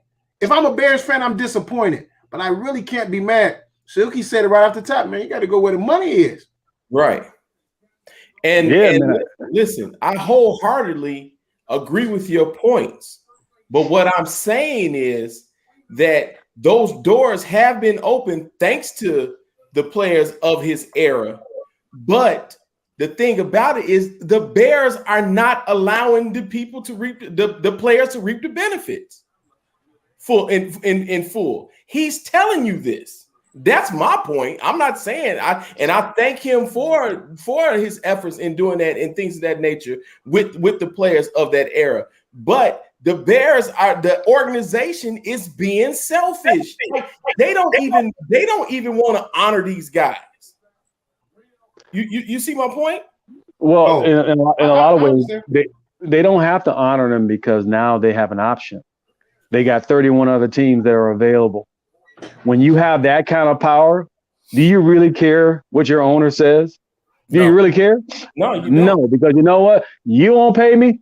I know somebody that will. I'm gonna get some money. I'm gonna go get some money. Yes. I mean, so they have the luxury. It's a business, but in this line of work, you are retired a lot longer than you actually play. So save every dollar, hold out for every dollar you can get because you're gonna need it. Mm-hmm. I'm a little confused. How's that? Do we like it? Do we like the the player movement? Because it is definitely a double-edged sword.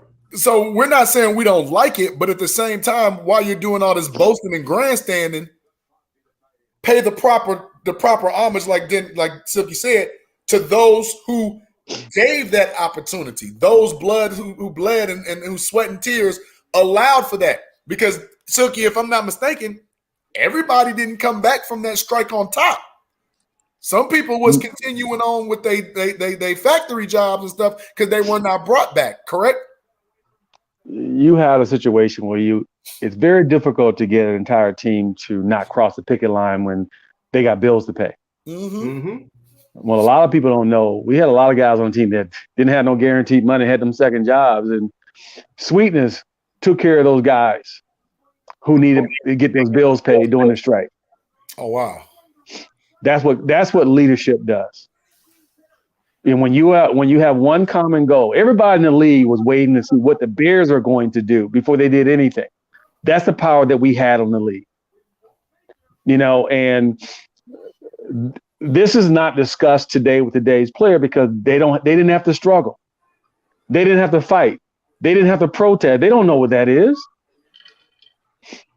So to me is ignorance is bliss. Google is available, but you don't want to know, right? Because you don't have to know. And so I don't get angry with people who haven't done their research. That's on you. I am thankful that I can stand up without assistance. I'm in no pain. Life is okay, and I got 8 years that I didn't think I would get.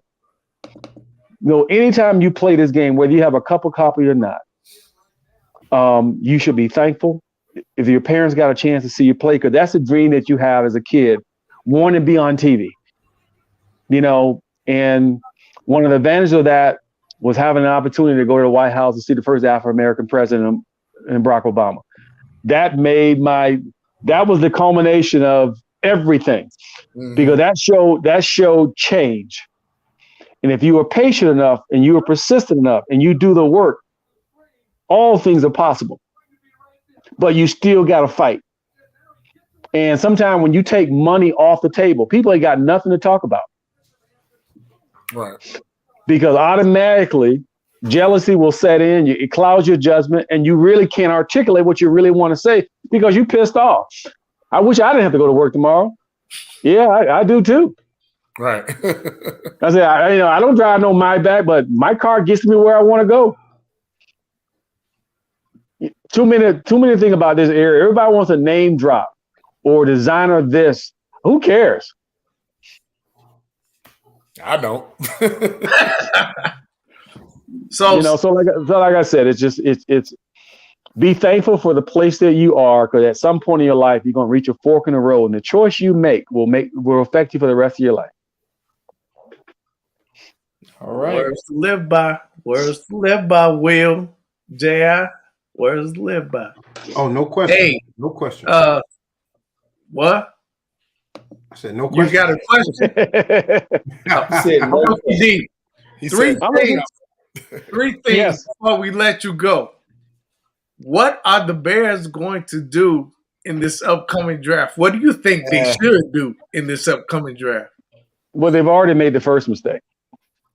Oh, okay. The first mistake was that when you allowed Mitch to go and be a backup in Buffalo and take really no money. And you got Nick Foles already on the contract. You could have waited until the draft if you wanted to look at another quarterback. You didn't have to sign Andy Dalton at all.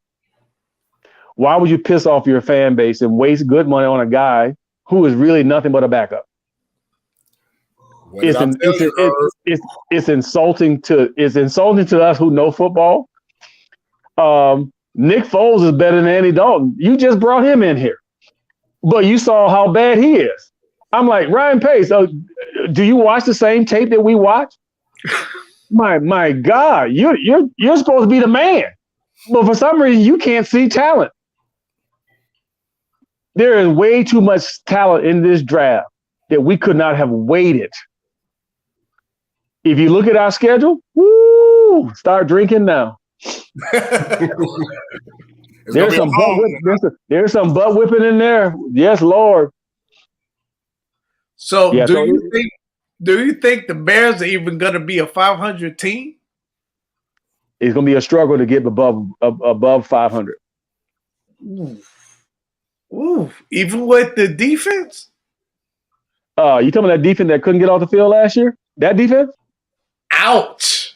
Yeah, I guess so. Hey, you know what?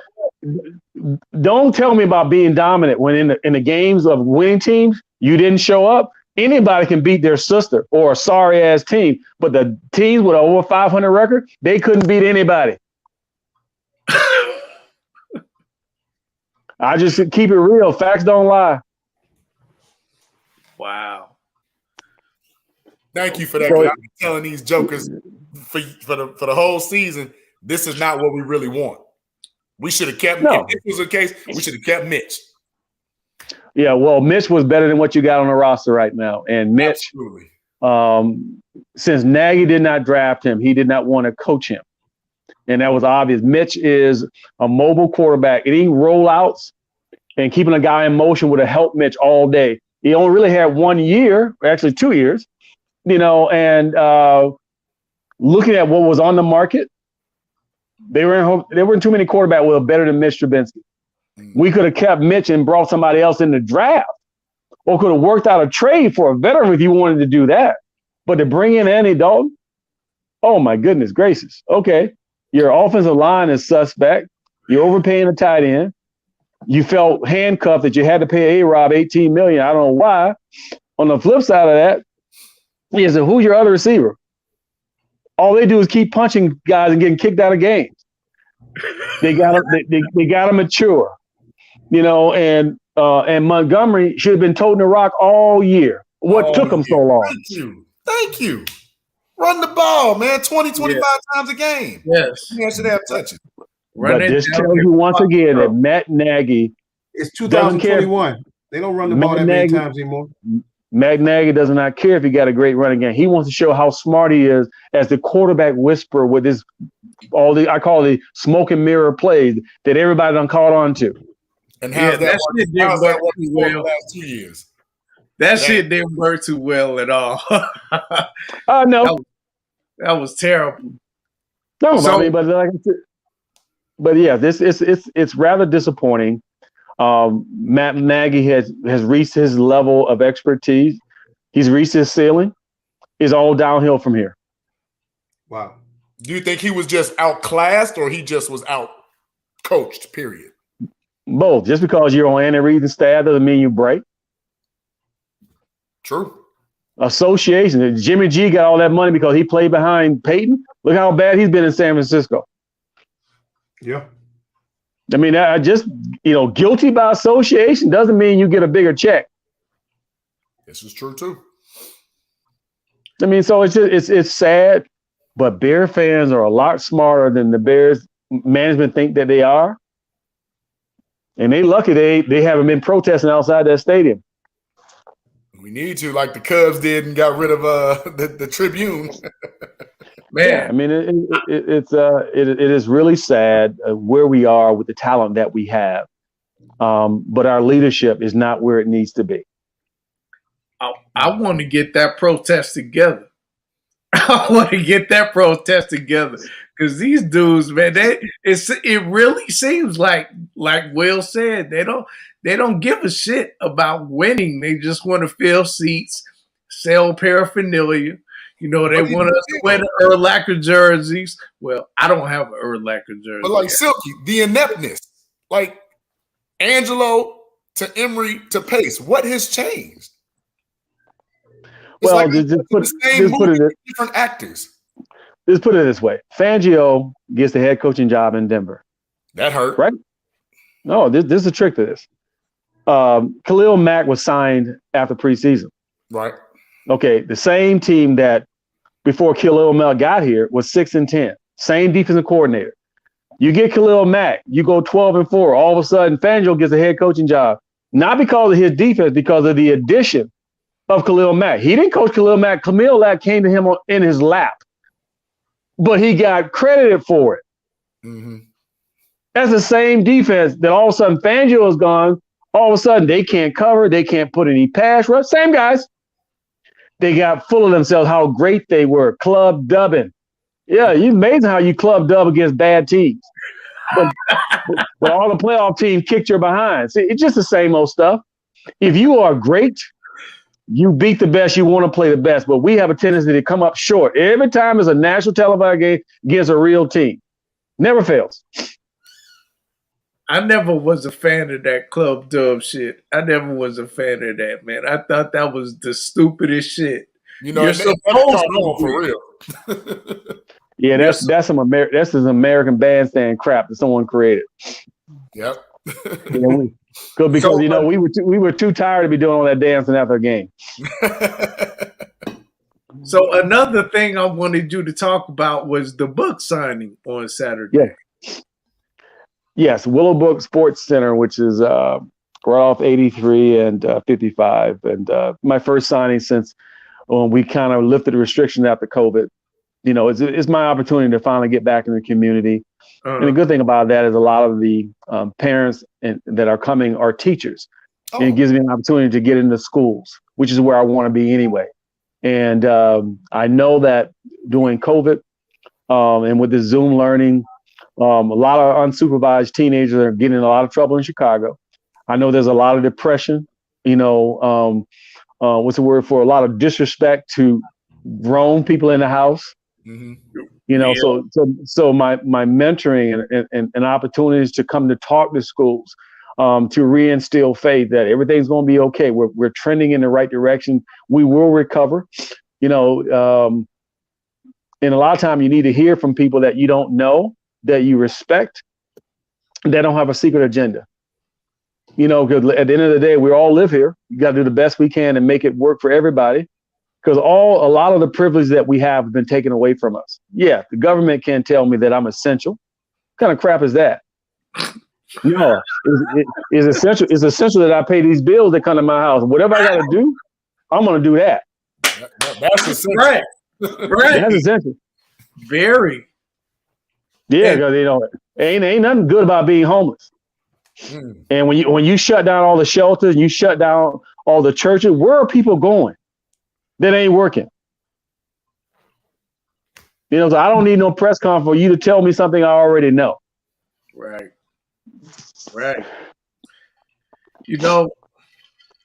Silky D, the last thing I want to ask you before we let you go. You watched the Super Bowl Shuffle, I'm sure, a few times, right? Yes. Who is more offbeat? Gary Fensick, Jim Morrissey, or Steve Fuller? You can't go wrong with them. That's the Brady Bunch. Man, Steve Fuller was so offbeat. I realized that even when I was 10 years old. I said, why is he moving a different way than everybody else? And another reason why I should be upset, because he was in it and I wasn't, right? Yeah. I was going to say that too. You had Jim Morrissey in it. You had Steve Fuller in it, which he was a backup. Where's Silky D at? I think Willie just wanted to make sure he reached his quota. That's all. Man. He had to be politically correct. But it's the backup quarterback. In a lot of ways, I looked at it as the ultimate compliment that he felt threatened by a walk-on free agent that was better than he was. That's all. We need great way to look at it. But that's my brother. And I love him no matter what. And he know that Silky's move was a whole lot better than Chocolate Swirl.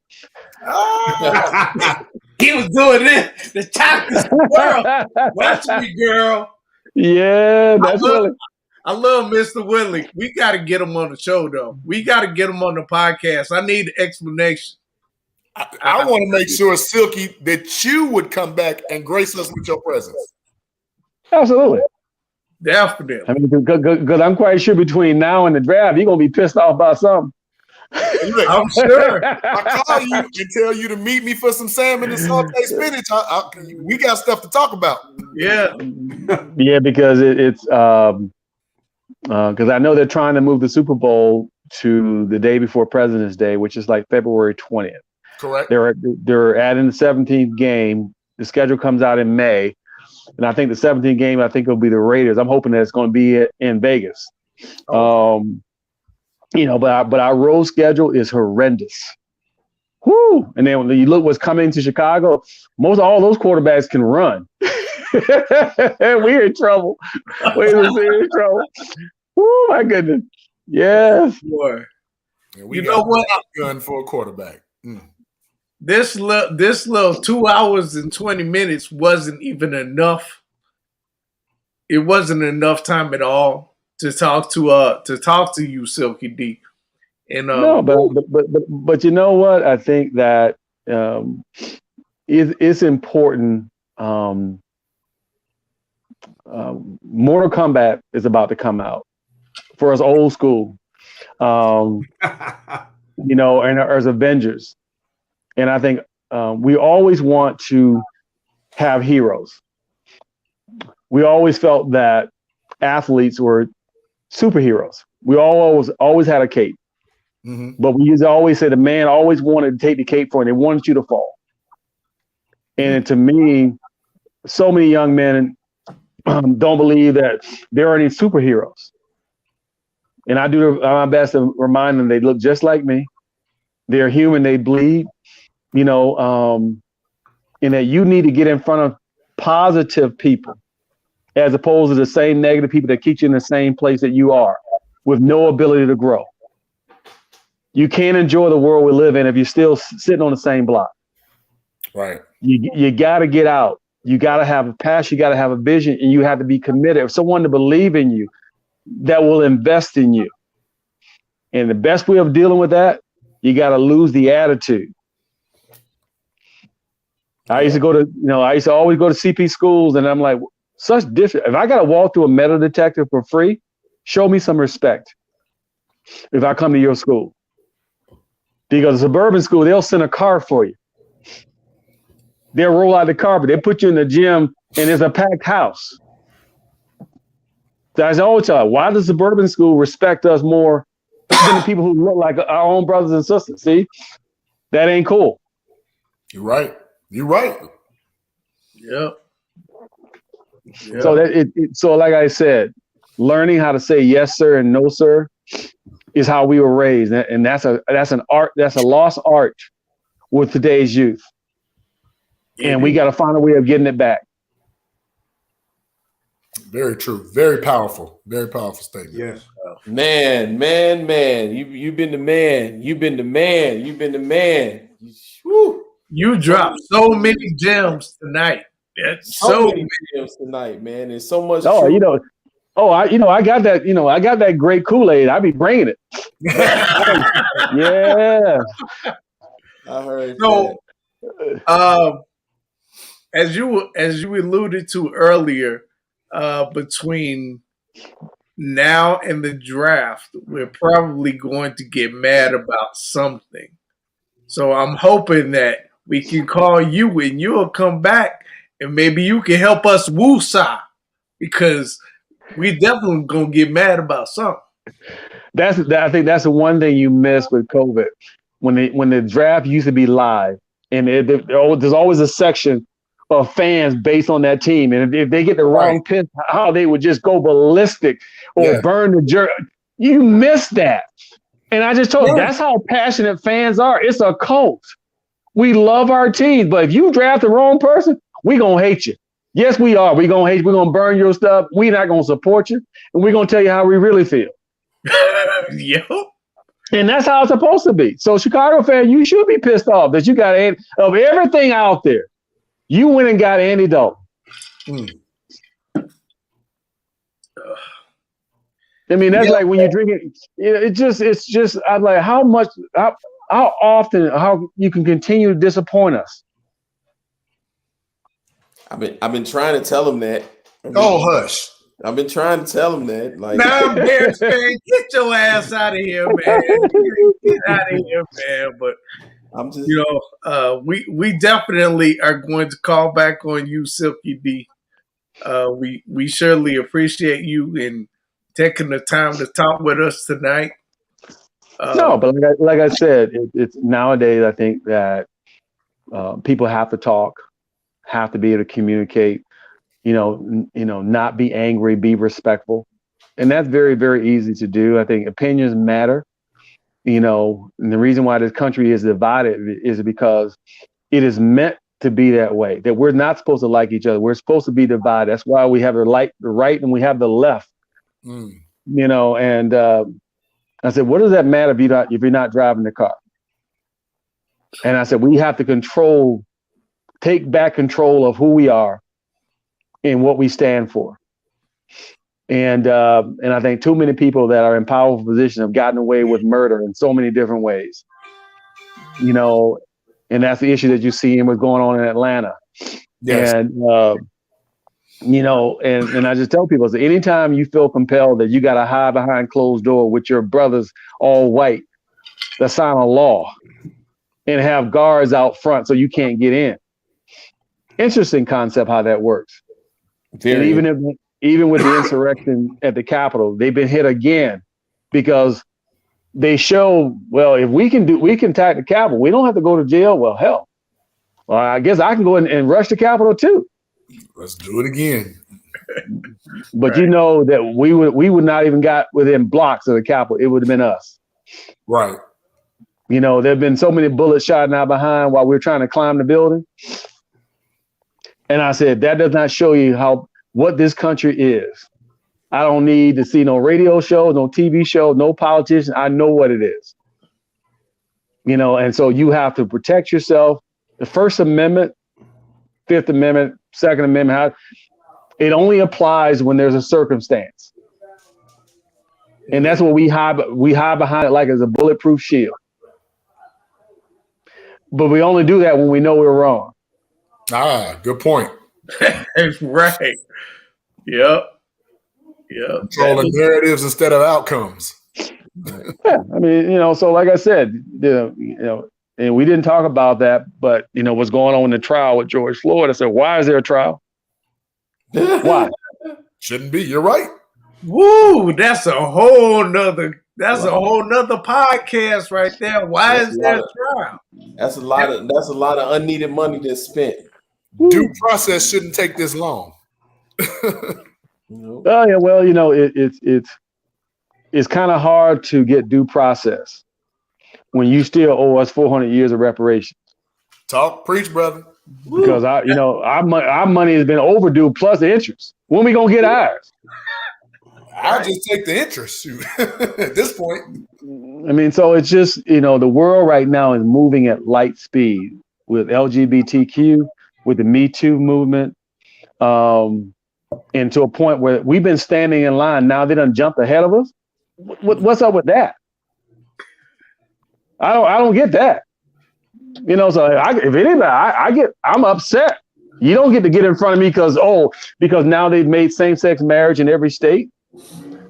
I've been standing here struggling and yelling for 400 years. You need to get in line with the rest of us. That's due process. That's what I'm talking about. Sure enough. Amen. So we got cut in line. Dude, I used to start a fight back in my day. Yeah. So like I said, it's just the point where the disrespect keeps mounting. You know, and I'm a God-fearing man, but damn. Right. But damn, how much you expect me to take? I hear you. Yep. Man. This has awesome, man. This awesome. Has been great. This has been enlightening. This was awesome. I know the viewers appreciate it. We definitely appreciate it. We had our first international viewer tonight. Bellissimo. Oh, yeah. Bellissimo. But yeah, man, because I was going to tell you guys that, man, I said, was it Leona's? Leona should have been one of your, Leona should have been one of your sponsors. I mean, anybody who is synonymous with the South Side should be the sponsor that you guys reached out for and took care of. Right. Leona. Because I was looking around, you kind of naked. where those sponsors at? We getting there. We trying. We trying, Silky D, but I bet you a lot of them gonna call now. I used to always say, it's amazing how your friends will disappear when it's time for them to give you some money. I'm like, I thought you supported me. Where your money at? Right. Right? Absolutely. But that to me, when you have a ride, when you get the support on both sides of the aisle. And that's the only way that you cross over and you get the respect and there's the right dialogue that's necessary for us to heal. Yes. Mm-hmm. Great points, man. Great points, Mr. McKinnon. Great points, sir. Great point. Man, we all enlightened tonight. Shoot, man. Tomorrow gonna be hell on some. We're gonna bring hell on somebody tomorrow because of the way I feel sorry for the people that's about to step in our way tomorrow because it's just gonna be like, look. Right. Hey, Silky D said that you don't have no business. So real quick, last thing I promise. Yes. Where can we get your book again, Silky? Some people may have missed that because we want to make sure that we do pay the proper support for you coming on, and we want people to go out there and get your book. Is it on Amazon? You can go to my website, which is barelyactive.com. That's BARLYACTIV.com. you can go to my website that you can get you the book, or you can go on Amazon. And Silky Deer bears all. I mean, it's all good. And those shoulder pads that you see on that, those are the pads that I wore. They are outlawed. Even Little League pads are better than those. Oh, wow. Wow. But I was the assassin with those little pads on.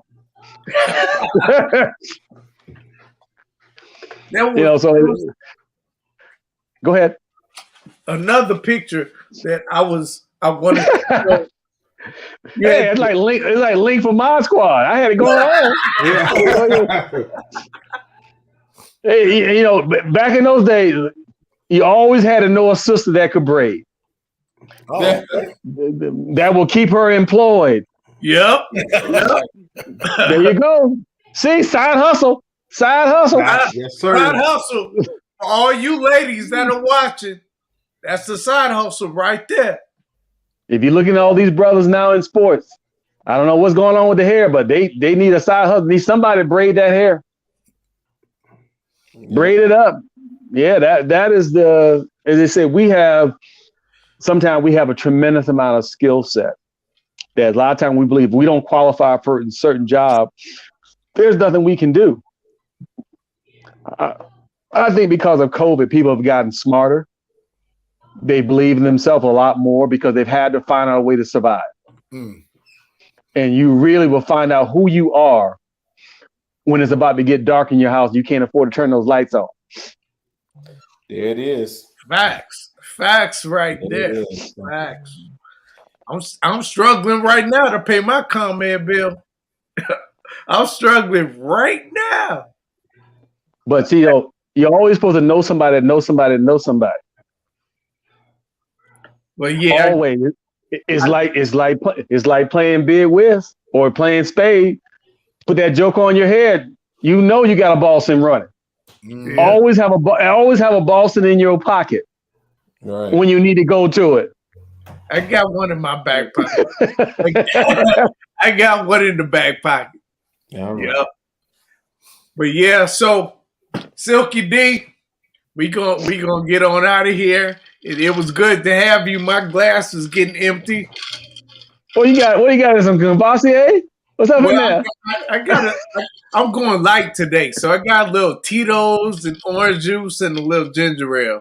You got some Tito's up in there? That's some straight vodka for sure. Yes. Yeah, that's the kind of vodka you get in Texas. Oh, okay. Yeah.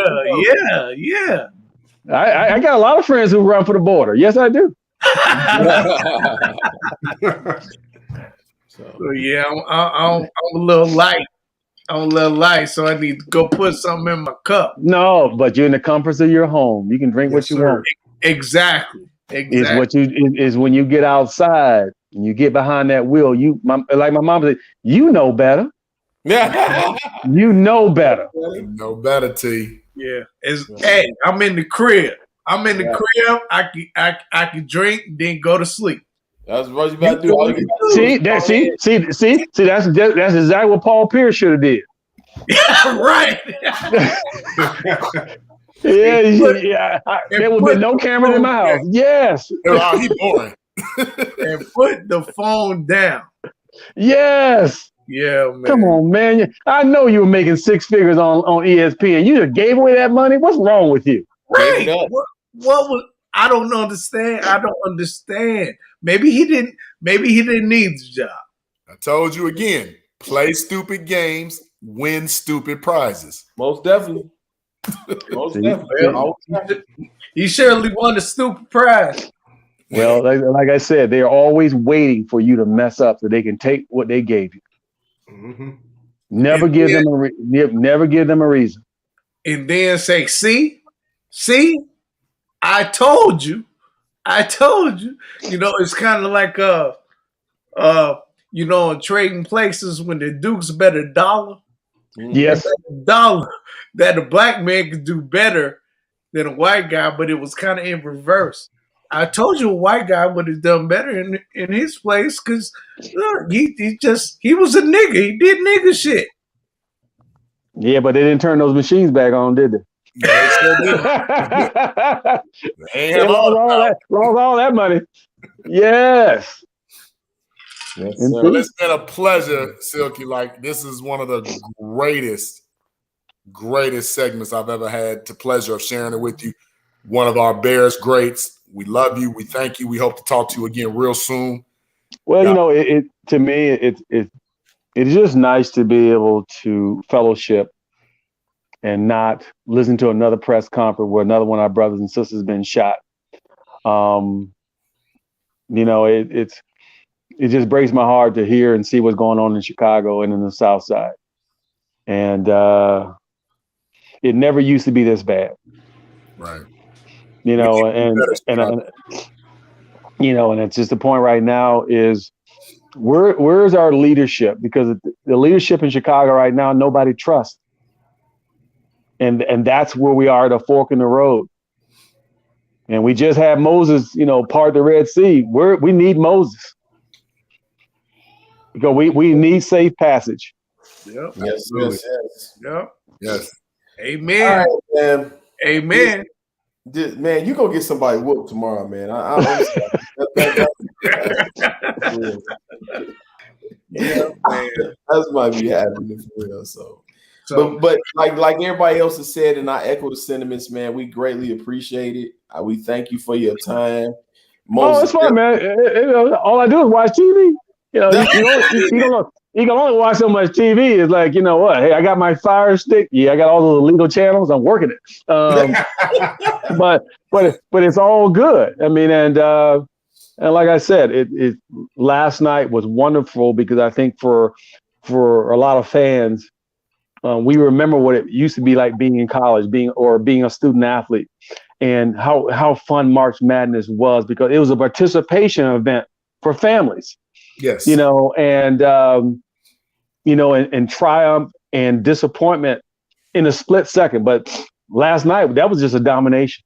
Yeah. And, and the better team showed up because if it wasn't for COVID, Baylor would probably been undefeated going into the title game. Yeah. True.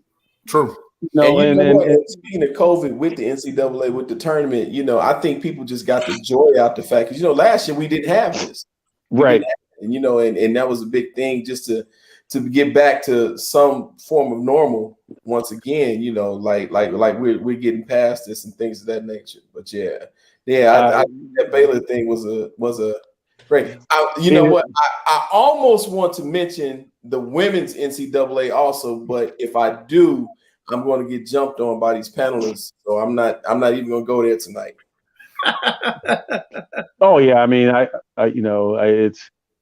I get those questions all the time, and I know the WNBA has been cut. How can I say, they've been drowning for a long time, and the NBA has been carrying that water, paying those bills that they can't because they're not generating any revenue. Right.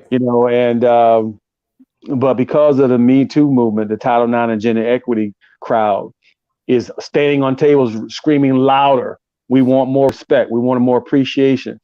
Even though I know that the WNBA and women's sports, they're all about empowerment in the political spectrum. Physically, you're never going to be like men. That is never going to change. In the world we live in, everything's about money and viewership and sponsorship. Mm-hmm. So if those sponsors believe they're not going to get a return on their investment, they're not going to invest in you. Nope. And to me, a lot of women's sports are not even supported by their own women. Men we support everything. But at the same time, sponsors and networks are where the real money is. Until they get behind you, there's only so much we can do. Right. And so you don't see men covering women's sports championships, but the women are covering male sports. Well, how are you going to tell me you ain't never played football? How are you covering my games on the sideline? Uh-oh. I mean, so what you're seeing is everybody's being politically correct with opportunities. But as soon as you start talking about money, everything changes. Mm-hmm. Yes. Very much so. So so that's the reality that nobody wants to even, put their stamp on because it eliminates the dialogue.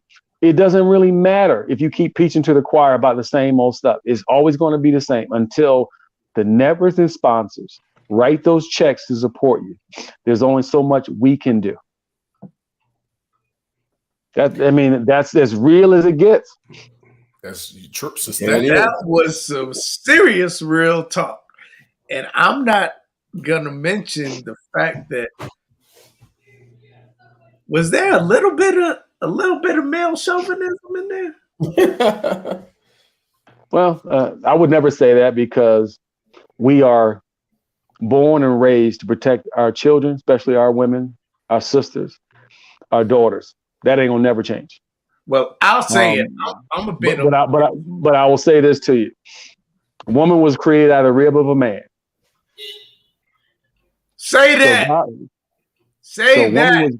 A woman was created out of the rib of a man, so she is part of a man.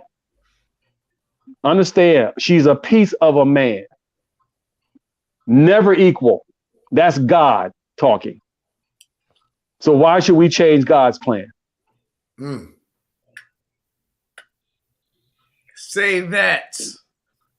Say that. And on that note,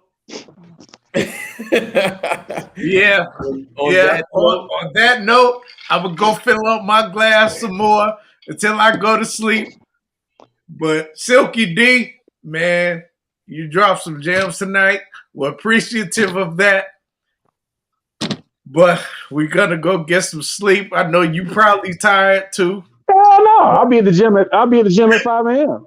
Yeah. Jesus I'm retired, man. Life is good. I'm gonna be in the middle of a snore at 5 a.m. I'm gonna be in the middle of a snore. No, man, you got to get up and be prepared for the fight. So I have to go in and make sure the body is right always, because as long as the body is right, I can handle anything thrown at me. There it is. I'm hoping the fight is postponed because I'm gonna be in the bed. I'm gonna be in the bed. But yeah, we definitely want to have you back, Silky D. We definitely absolutely want you back on the show. So I will make sure that we stay in contact with you, and I want to definitely get some people to come out and support you and get that book, and we can get our signed book. I'm gonna try to make it on Saturday, but I got my book already. I got my book. You don't have your signature though, so you got to go. No, I don't have my signature. I want that, but you know, as I was just saying, I'll be in the bed. Hey, you didn't mention the hours of the book signing. You gave it's tomorrow. It's Saturday on the 10th from 2 to 4. 2 to 4. Okay. 2 to 4. Okay. Yeah, 2 to 4 p.m. It gives you enough time to, if you want to do church service in the morning, you can still you got a honey-do list. It's in the middle of the day. Okay. And what was that address? What was that the location address again? So you want me to pull that up? Hold on a second. I'm trying to support. I'm trying to promote your stuff. I got it. I got it written down. Yeah, you gonna be in trouble again, right? I'm trying to get your plug. I'm not gonna. I know. Hold on a second. I'm going. I'm make it. I'm gonna get out the bed. You said Route 53, Willowbrook Sports Center. No, 55, 83, and 55. 83 and 50. Come on. Yep. 1 second. Hey, who is that? Somebody keeps sending me stuff on Facebook. I ain't talking to nobody. Oh no, it's come on. Where you at? Yeah, I apologize for keeping you guys up this late. No, it's all good. It's all good. I thought we were keeping you up. I don't know. They say I'm all the way up. All the way up. Willowbrook Sports Performance Center, 7850 South Quincy, in Willowbrook. That's it. I'm gonna get my ass up out the bed, and I am going to try to make it. He said it's at 2 from 2 to 4. Terrence, you should definitely got to bed by then. Hey man, your mama be working me to death, man. I be tired. Hey, you say another joke about my mama, man, you'll be the first Bears fan I slap. My mama gonna get your little face slapped. That's what's gonna happen. Get out your feelings, man. Get out your feelings. No, you get back in your body now. Watch, I don't care about this little podcast, brother. Get out your feelings, man. Get out your feelings. Okay. I let it slide once. Did you want me to repeat that address? Willowbrook. That's Willowbrook Brewery Sports Performance Center, 7850 South Quincy Street, and that's the city of Willowbrook, Illinois. It's 60527 for your listeners. Thank you very much. But yes, that's where Silky will be. And as we migrate through this summer, I hope to be having some signings and appearances in Chicago, bouncing around through sponsorship, which I should be doing anyway. But yes, it's all good. Thank you, sir. Yes, it's been a pleasure and a blessing, sir. Yes, sir. It really has. You gentlemen have a good night. And as they say, Bear fans for life. We still bleed orange and blue. Disappointment is inevitable, but it still won't make me not cheer. Right. You know, and that will always be the case. Yes, sir. Yep. Except for Will. I say that about the game of football, brother. I say that about the entire game of football. Yeah, man. Hey, man. Love the game. Keep your money in your pocket, and you won't get upset. There it is. Yeah, that's the truth right there. Dennis, it's been a pleasure. It's been a pleasure, brother. All right. God bless. Have a good night.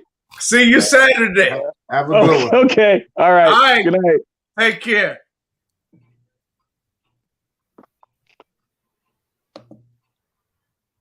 Silky D. I guess J.I. was like, shit, I got to go. So man, this was a long one. This was a long one, but a great. He was just dropping jewels, just after jewels, after jewels, after jewels, man. Yeah, this is definitely one of the best podcasts we ever had. Absolutely. Definitely. We thank all our viewers. Thank you for staying up with us. Thank you for our international viewers, our East Coast viewers, our West Coast viewers. Bellissimo. Thank you to our 85 Bears fans who chose to chime in. We appreciate that. Definitely. Will, T, everybody. It's time. Wrap that up. Wrap that. Hey, before we sign off, though, I want to make sure that I mention the baseball show that's about to start on Sunday. It's called Plunked. And Emilio and Kristen, they're back. So they're going to start that show on Sunday. I wanted to make sure that, I mentioned that it's going to be a great show. Kristen knows everything, and Emilio is funny as hell. And it's going to be a great show. And I just want to make sure people know about that and they watch it. I definitely want to shout out Keep It 100. My guys, Phil and Shane. I definitely want to shout them out. You got anyone you want to shout out before we get out of here? Shout out to my man Bullets. Shout out as to what you call her, Miss Sandra. My mom's. She been tuned in the whole time. Miss Sandra? Always. Definitely. One of our biggest sponsors, supporter. Also, an avid Bears fan. Avid Bears fan. So, shout out to everybody else that loves and supports us. Family, friends. Couldn't do it without you. We just trying to strive. We not stepping on shoulders. We being propped up by shoulders. We appreciate it. Yep. Appreciate y'all. Will? I just want to shout out everybody that's just following us on the grind, man.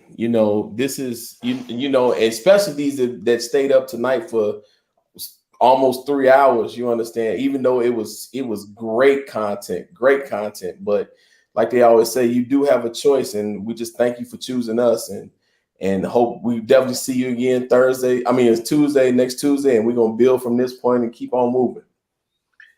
And speaking of next Tuesday, we got Lemuel Stinson. Oh, Lemuel Stinson. There's Lemuel Stinson. That should be a good show. That should be a good show. It's also a doubleheader because we're gonna flip the switch to basketball. We got Nick Anderson on Wednesday. Mm-hmm. Right. I know everybody knows who Nick Anderson is. Right. He ran Michael Jordan in '95 and won that game for Orlando and put us out the playoffs. Number 2-5. Yep. Number 2-5. So homegrown number 2-5. Yep. So we got legend. Yep. We got some good stuff coming up, man. So let's start hitting all the people at Simeon. Let them know they one of their legends will be one of their many legends. God, many. You have to admit that. You have to admit Simeon has. Oh my goodness. Yeah. So, so man, let's say good night to the people, right, man. We out of here. People, there's a podcast where we think we know everything, but we don't know shit. We don't know. But Silky D did. Silky D knew shit. Silky D knew a lot of shit. And you knew a lot of shit. If you didn't know, now you know. Now you know. Right. Hey, I might write him in on my next ballot for mayor. Shoot. Right. Hell yeah. Man. But all right. Hey, man, y'all have a good night, man. Fellas, stay safe, brothers. Stay safe. Love. Yep.